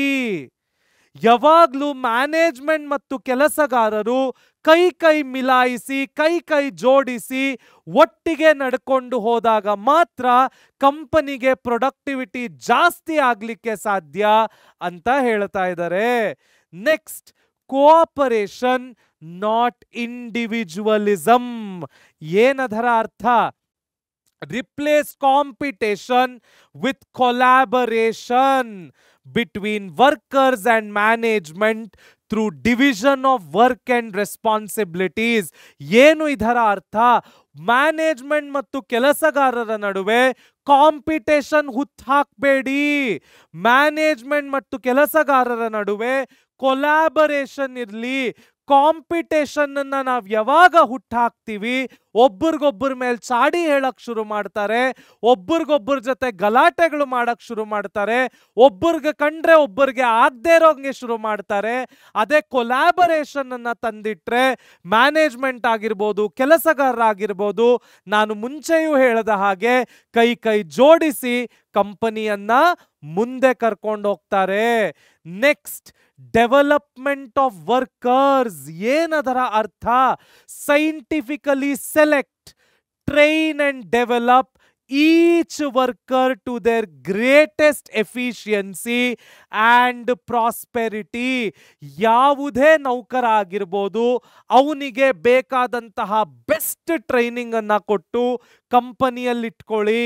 ನೀವು ಯಾವಾಗ ಟ್ರೈನಿಂಗ್ ಅನ್ನ ಕೊಡಲ್ಲ, ಯಾವಾಗ ನೌಕರರನ್ನ ನೆಗ್ಲೆಕ್ಟ್ ಮಾಡಕ್ಕೆ ಶುರು ಮಾಡ್ತೀರಾ, that is the end of the organization ಅಂತ FW ಟೇಲರ್ ಅವರು ಹೇಳ್ತಾರೆ. So FW Taylor's scientific principles ಏನು? Science, not a rule of thumb. Harmony, no discord. Cooperation, not individualism. Development of workers. Interesting ಅಲ್ಲ? Next ಏನ್ ಬರುತ್ತೆ ನೋಡೋಣ ಬನ್ನಿ. Techniques of scientific management. ಏನು ಹಾಗಾದ್ರೆ? FW ಟೇಲರ್ ಅವರು ನಮಗೆ ಹಲವಾರು ಸೈಂಟಿಫಿಕ್ ಪ್ರಿನ್ಸಿಪಲ್ಗಳನ್ನ ಕೊಟ್ರು. ಹಾಗಾದ್ರೆ what are the techniques of scientific management ನೋಡೋಣ. ಮೊದಲನೆಯದು time study. It is an important, this topic is important either for 4 marks or it is important for 8 marks ಮಕ್ಕಳ. ಸೊ ಕೇರ್ಫುಲ್ ಆಗಿ ಕೇಳಿಸ್ಕೊಳ್ಳಿ. What is time study? ಯಾವುದೇ ಒಬ್ಬ ವ್ಯಕ್ತಿ ಯಾವುದೇ ಒಂದು ಟಾಸ್ಕ್ ಅನ್ನ ಅವನಿಗೆ ಕೊಟ್ಟಿದ್ರೆ ಆ ಟಾಸ್ಕ್ ಮಾಡಲಿಕ್ಕೆ, ಆ ಕೆಲಸ ಮಾಡಲಿಕ್ಕೆ ಎಷ್ಟು ಎಕ್ಸಾಕ್ಟ್ ಟೈಮ್ ಬೇಕಾಗುತ್ತೆ ಅನ್ನೋದು ಮ್ಯಾನೇಜರ್ಗೆ ಗೊತ್ತಿರಬೇಕು. ಅದನ್ನ ನಾವೇನಂತೀವಿ? Time study. Next, motion study. ಏನು ಮೋಷನ್ ಸ್ಟಡಿ? ಯಾವುದೇ ಒಂದು ಕೆಲಸವನ್ನ ಯಾವ ಆಂಗಲ್ ಅಲ್ಲಿ ಆ ವ್ಯಕ್ತಿ ಮಾಡ್ತಾ ಇದ್ದಾನೆ, ಯಾವ ಯಾವ ಮೂವ್ಮೆಂಟ್ಸ್ ಇಟ್ಕೊಂಡು ಆ ಕೆಲಸ ಮಾಡಲಿಕ್ಕೆ ಬೇಕಾಗ್ತದೆ ಅನ್ನೋದನ್ನ ನಾವೇನಂತ ಕರಿತೀವಿ? Motion study. ಇಲ್ಲಿ ಬೆಸ್ಟ್ ಏನಂದ್ರೆ ಅನ್ವಾಂಟೆಡ್ ಮೂವ್ಮೆಂಟ್ಸ್ ಅನ್ನ ಎಲಿಮಿನೇಟ್ ಮಾಡತಕ್ಕಂಥದ್ದು. ಏನದು? Analyse movements to eliminate inefficient motions. ಅಂದ್ರೆ ಇದಕ್ಕೆ ಒಂದು ಬೆಸ್ಟ್ ಎಕ್ಸಾಂಪಲ್ ನಾನೇನು ಕೊಡ್ಲಿಕ್ಕೆ ಇಷ್ಟಪಡ್ತೇನೆ ಅಂದ್ರೆ ಕಡ್ಡಿ ಮಾಡೋದು. ಯಾವ ಕಡ್ಡಿ? ಬೆಂಕಿ ಕಡ್ಡಿಗಳು. ಬೆಂಕಿ ಕಡ್ಡಿಗಳನ್ನ ತುಂಡು ತುಂಡು ಮಾಡಲಿಕ್ಕೆ ಒಂದು ಟೀಮ್ ಇರುತ್ತೆ, ಅವರ ಕೆಲಸವೇ ತುಂಡು ಮಾಡೋದು. ಮತ್ತೊಂದು ಟೀಮು ಆ ಸಿಬರನ್ನ ತೆಗಿಯಕ್ಕೆ ಒಂದು ಟೀಮ್ ಇರುತ್ತೆ. ಮತ್ತೊಂದು ಟೀಮು ಆ ಮೇಲಗಡೆ ಏನು ಕಪ್ಪು ಪೋರ್ಷನ್ ಇರುತ್ತೆ, ಎಲ್ಲಿ ದೀಪ ಹಚ್ಚುತ್ತೆ ಅಥವಾ ಬೆಂಕಿ ಹಚ್ಚುತ್ತೆ, ಅದನ್ನ ಅಂಟಿಸಕ್ಕೆ ಒಂದು ಟೀಮ್ ಇರುತ್ತೆ. Motion study. ಒಬ್ಬನೇ ವ್ಯಕ್ತಿ ಈ 3 ಟಾಸ್ಕ್ಗಳನ್ನ ಮಾಡಿದ್ರೆ ಟೈಮ್ ಸ್ಟಡಿನೂ ಬ್ರೇಕ್ ಆಯ್ತು, ಮೋಷನ್ ಸ್ಟಡಿನೂ ಬ್ರೇಕ್ ಆಯ್ತು. ನಾನೊಬ್ಬ ವ್ಯಕ್ತಿಗೆ ನಿನ್ನ ಮೋಷನ್ ಅಂದ್ರೆ ನಿನ್ನ ಮೂವ್ಮೆಂಟ್ ಏನು? ನಿನ್ನ ಮೂವ್ಮೆಂಟ್ ಸಿಬರುಗಳು ತೆಗೆಯೋದು, ಕಡ್ಡಿಗಳನ್ನ ಸಣ್ಣ ಮಾಡೋದು, ಕಪ್ಪಿದ ಬತ್ತಿ ಏನು ಬರುತ್ತೆ ಅದನ್ನ ಹಾಕೋದು. ಈ ತರ ಇನ್ಎಫಿಷಿಯಂಟ್ ಇರುವಂತಹ ಮೋಷನ್ಗಳನ್ನ, ಮೂವ್ಮೆಂಟ್ಗಳನ್ನ ಎಲಿಮಿನೇಟ್ ಮಾಡಿಬಿಟ್ರೆ ಕೆಲಸಗಾರರಿಗೆ ಕೆಲಸ ಮಾಡೋದೇನಾಗುತ್ತೆ? ಸುಲಭವಾಗುತ್ತೆ. ಗಾರ್ಮೆಂಟ್ಸ್ ಅಲ್ಲಿ ಕೂಡ ಇದನ್ನ ನಾವು ಕಾಣಬಹುದು. ಎಷ್ಟೊಂದು ಗಾರ್ಮೆಂಟ್ಗಳಲ್ಲಿ ಕಟ್ ಮಾಡಲಿಕ್ಕೆ ಒಂದು ಡಿಪಾರ್ಟ್ಮೆಂಟ್ ಇರುತ್ತೆ, ಹೊಲಿಲಿಕ್ಕೆ ಒಂದು ಡಿಪಾರ್ಟ್ಮೆಂಟ್ ಇರುತ್ತೆ, ಡಿಸೈನ್ ಮಾಡಲಿಕ್ಕೆ ಒಂದು ಡಿಪಾರ್ಟ್ಮೆಂಟ್ ಇರುತ್ತೆ. ಎಲ್ಲ ಮೂವ್ಮೆಂಟ್ಗಳನ್ನು ಒಬ್ಬರಿಗೆ ಕೊಡೋದಿಲ್ಲ. Motion study. ನಾವು ಹಲವಾರು ರಿಯಲ್ ಲೈಫ್ ಎಕ್ಸಾಂಪಲ್ಗಳನ್ನ ತಗೊಂಡು ಬಿಸ್ನೆಸ್ ಸ್ಟಡೀಸ್ ಅನ್ನ ಕಲಿಬಹುದು ಮಕ್ಕಳ. Next, fatigue study. ಏನು ಫಟೀಗ್ ಅಂದ್ರೆ? ಸುಸ್ತು. ಸೊ ಸುಸ್ತನ್ನ ನಾವೇನಂತ ಕರಿತೀವಿ? ಫಟೀಗ್. ಏನು ಫಟೀಗ್ ಸ್ಟಡಿ ಅಂದ್ರೆ establish optimal rest intervals to maintain productivity. ನಮ್ಮ ಟೀಚಿಂಗ್ ಅಲ್ಲಿ ಏಪ್ರಿಲ್, ಮೇ ಮತ್ತು ಅಕ್ಟೋಬರ್ ರಜಾ ಬರ್ತದೆ. ಯಾತಕ್ಕೋಸ್ಕರ ರಜಾ ಬರ್ತದೆ? ಅಕಾಡೆಮಿಕ್ ಇಯರ್ ಅಲ್ಲಿ ಕಂಟಿನ್ಯೂಸ್ ಆಗಿ ಓದಿ ಮಕ್ಕಳಿಗೂ ಸುಸ್ತಾಗಿರುತ್ತೆ, ಕಂಟಿನ್ಯೂಸ್ ಆಗಿ ಪಾಠ ಮಾಡಿ ಸ್ಕೂಲು ಕಾಲೇಜುಗಳಿನ ಜವಾಬ್ದಾರಿ ಹೊರತು ಟೀಚರ್ಸ್ಗೂ ಸುಸ್ತಾಗಿರುತ್ತೆ. ಅವ್ರಿಗೆ ಒಂದು ಬ್ರೇಕ್ ಕೊಟ್ಟು ಅವರನ್ನ ರೀಎನರ್ಜೈಸ್ ಮಾಡಲು ವೆಕೇಶನ್ ಸಿಸ್ಟಮ್ ಅನ್ನ ತಂದ್ರು. ಅದೇ ರೀತಿ ಈ ಫಟೀಗ್ ಸ್ಟಡಿ ಕೂಡ ಕೆಲಸ ಮಾಡುತ್ತೆ. ಯಾವುದೇ ಒಂದು ಆರ್ಗನೈಸೇಷನ್ ಅಲ್ಲಿ ಎಂಪ್ಲಾಯೀಸ್ಗೆ ರೈಟ್ ಮೆಥಡ್ ಅಲ್ಲಿ ರೆಸ್ಟ್ ಕೊಡಬೇಕು, ರೈಟ್ ರೀತಿಯಲ್ಲಿ ಅವರನ್ನ ನಡೆಸ್ಕೊಳ್ಬೇಕು. ಅವಾಗ ಅವರ ಎಫಿಷಿಯನ್ಸಿ ಏನಾಗುತ್ತೆ? ಜಾಸ್ತಿ ಆಗುತ್ತೆ. Next, method study. ಏನು ಮೆಥಡ್ ಸ್ಟಡಿ ಅಂದ್ರೆ? To find the best way to perform the job. ಇದನ್ನ ನಾವೇನಂತೀವಿ? ಮೆಥಡ್ ಸ್ಟಡಿ ಅಂತೀವಿ. So what is method study? ಯಾವುದೇ ಒಂದು ಕೆಲಸವನ್ನ ಮಾಡಲಿಕ್ಕೆ what is the best way to perform that ಕೆಲಸ, what is the best way to perform that job ಅಂತ ಕಂಡುಹಿಡಿಯೋದಕ್ಕೆ ನಾವೇನಂತೀವಿ? Method study. So scientific ಮ್ಯಾನೇಜ್ಮೆಂಟಿನ 4 ಟೆಕ್ನಿಕ್ಗಳು ಯಾವುವು? Time study, method study, motion study, fatigue study. ನೀವು ಯಾವ ಆರ್ಡರ್ ನೆನ್ಪಿಟ್ಕೊಂಡ್ರೂ ಪರವಾಗಿಲ್ಲ. Time, fatigue, motion and method. Simple ಅಲ್ಲ? ನೆಕ್ಸ್ಟ್ ಹೋಗೋಣ. Functional foremanship. ಏನು ಫಂಕ್ಷನಲ್ ಫೋರ್ಮ್ಯಾನ್ಶಿಪ್ ಅಂದ್ರೆ? ಇದನ್ನ ಟೇಲರಿನ ಒಂದು ಗಿಫ್ಟ್ ಅಂತ ಹೇಳಿದ್ರು ಕೂಡ ತಪ್ಪಾಗಲ್ಲ. ಒಂದು ಸಂಸ್ಥೆಯಲ್ಲಿ ಎಲ್ಲ ಆಕ್ಟಿವಿಟೀಸ್ ಅನ್ನು ಒಬ್ಬನೇ ಫೋರ್ಮನ್ ನೋಡ್ಕೊಳ್ಳೋ ಬದಲು ಆ ಆಕ್ಟಿವಿಟೀಸ್ ಅನ್ನ 4 ನೋಡಿ ಇಲ್ಲಿ 4 ಪ್ಲಾನಿಂಗ್ ರೋಲ್ ಮತ್ತು 4 ಎಕ್ಸಿಕ್ಯೂಷನ್ ರೋಲ್ ಮಾಡಿ ಅವರಿಗೆ ಫೋರ್ಮ್ಯಾನ್ಶಿಪ್ ಕೊಟ್ರೆ, ಅವರಿಗೆ ಲೀಡರ್ಶಿಪ್ ಕೊಟ್ರೆ ಅವರು ಹೇಗೆ ಕೆಲಸ ಮಾಡ್ತಾರೆ, ಎಫಿಷಿಯನ್ಸಿ ಹೇಗೆ ಇನ್ಕ್ರೀಸ್ ಆಗುತ್ತೆ ಅಂತ ಕಲಿಯೋದೆ ಫಂಕ್ಷನಲ್ ಫೋರ್ಮ್ಯಾನ್ಶಿಪ್. ಏನು ಮೊದಲ functional foremanship? Instruction card clerk. ಏನು ಇವರ ಕೆಲಸ? Prepare detailed instruction for the workers. So ಅವರ ಕೆಲಸವೇ ಕೆಲಸಗಾರರು ಏನು ಮಾಡಬೇಕು ಅನ್ನೋದನ್ನ ಡೀಟೇಲ್ ಆಗಿ ಬರೆಯೋದು. Next inspector. ಇವರ ಕೆಲಸವೇ ಏನು? ಕ್ವಾಲಿಟಿ ಆಫ್ ವರ್ಕ್ ಅನ್ನ ಚೆಕ್ ಮಾಡೋದು. ಒಬ್ಬನೇ ವ್ಯಕ್ತಿ ಈ ಎಲ್ಲ ಕೆಲಸಗಳನ್ನು ಮಾಡೋದು ಹೇಗಿದೆ, ಹಲವಾರು ವ್ಯಕ್ತಿಗಳು ಸೇರ್ಕೊಂಡು ಈ ಕೆಲಸವನ್ನ ಮಾಡೋದು ಹೇಗಿದೆ. That is the gift of Taylor ಮಕ್ಕಳ. Next, repair boss. ಇವರ ಕೆಲಸನೇ ಏನು? Maintaining the equipments in good working condition. ಹಾಳಾಗದೇ ಇರೋ ಹಾಗೆ ನೋಡ್ಕೊಳ್ಳೋದು. Time and cost clerk. ಇವರ ಕೆಲಸನೇ ಏನು? ಎಷ್ಟು ಟೈಮ್ ಹಿಡಿಸ್ತಾ ಇದೆ. ಯಾಕೆಂದ್ರೆ ಟೈಮ್ ಜಾಸ್ತಿ ಆದಂತೆಲ್ಲ ಲೇಬರ್ ಏನ್ ಮಾಡಬೇಕು? ಜಾಸ್ತಿ ಕೊಡಬೇಕು. ಕೆಲಸಗಾರರು ಜಾಸ್ತಿ ದುಡ್ಡು ಕೇಳ್ತಾರೆ. ಹಾಗಾದ್ರೆ ಅವರು ಟೈಮ್ ಅನ್ನ ಮೇಂಟೈನ್ ಮಾಡ್ತಾ ಇದ್ದಾರಾ?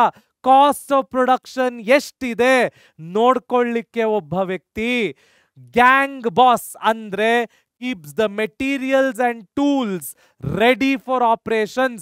ಯಾವ ಯಾವ ಟೂಲ್ ಬೇಕು, ಯಾವ ಯಾವ ಮೆಟೀರಿಯಲ್ ಬೇಕು ಕೆಲಸಕ್ಕೆ ಎಲ್ಲವನ್ನು ಗ್ಯಾಂಗ್ ಬಾಸ್ ರೆಡಿ ಇಟ್ರೆ, ಸ್ಪೀಡ್ ಬಾಸ್ ಕೆಲಸ ಫಾಸ್ಟ್ ಆಗಿ ಆನ್ ಟೈಮ್ ಆಗ್ತಾ ಇದೆಯೋ ಇಲ್ವೋ ಅಂತ ತಿಳ್ಕೊಳ್ಳಕ್ಕೆ speed boss.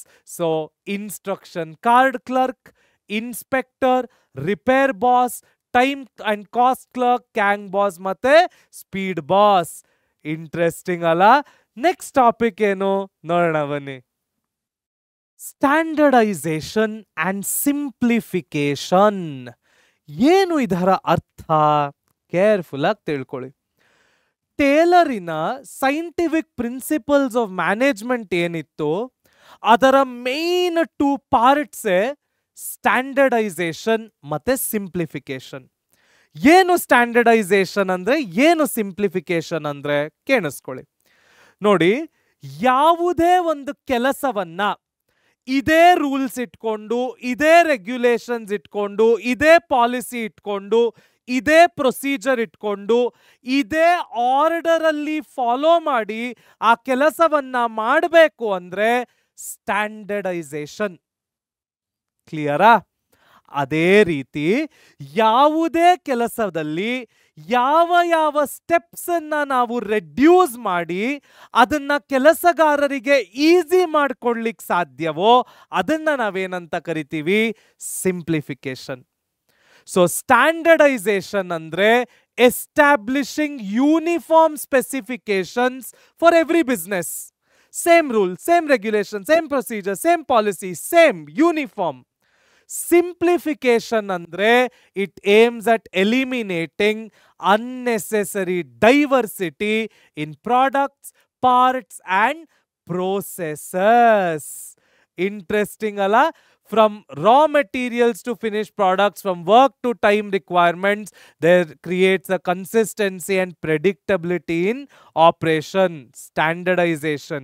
Illi, by reducing variety of options, organizations can achieve economies of scale and operational efficiency.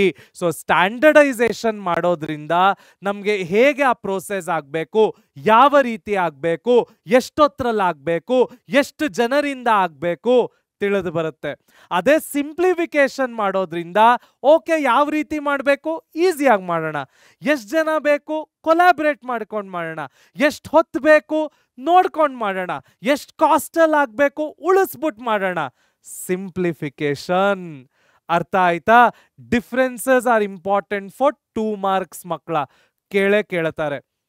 Next, standardisation ensures quality consistency. ಅದೇ ಸಿಂಪ್ಲಿಫಿಕೇಶನ್ ಏನ್ ಮಾಡುತ್ತೆ?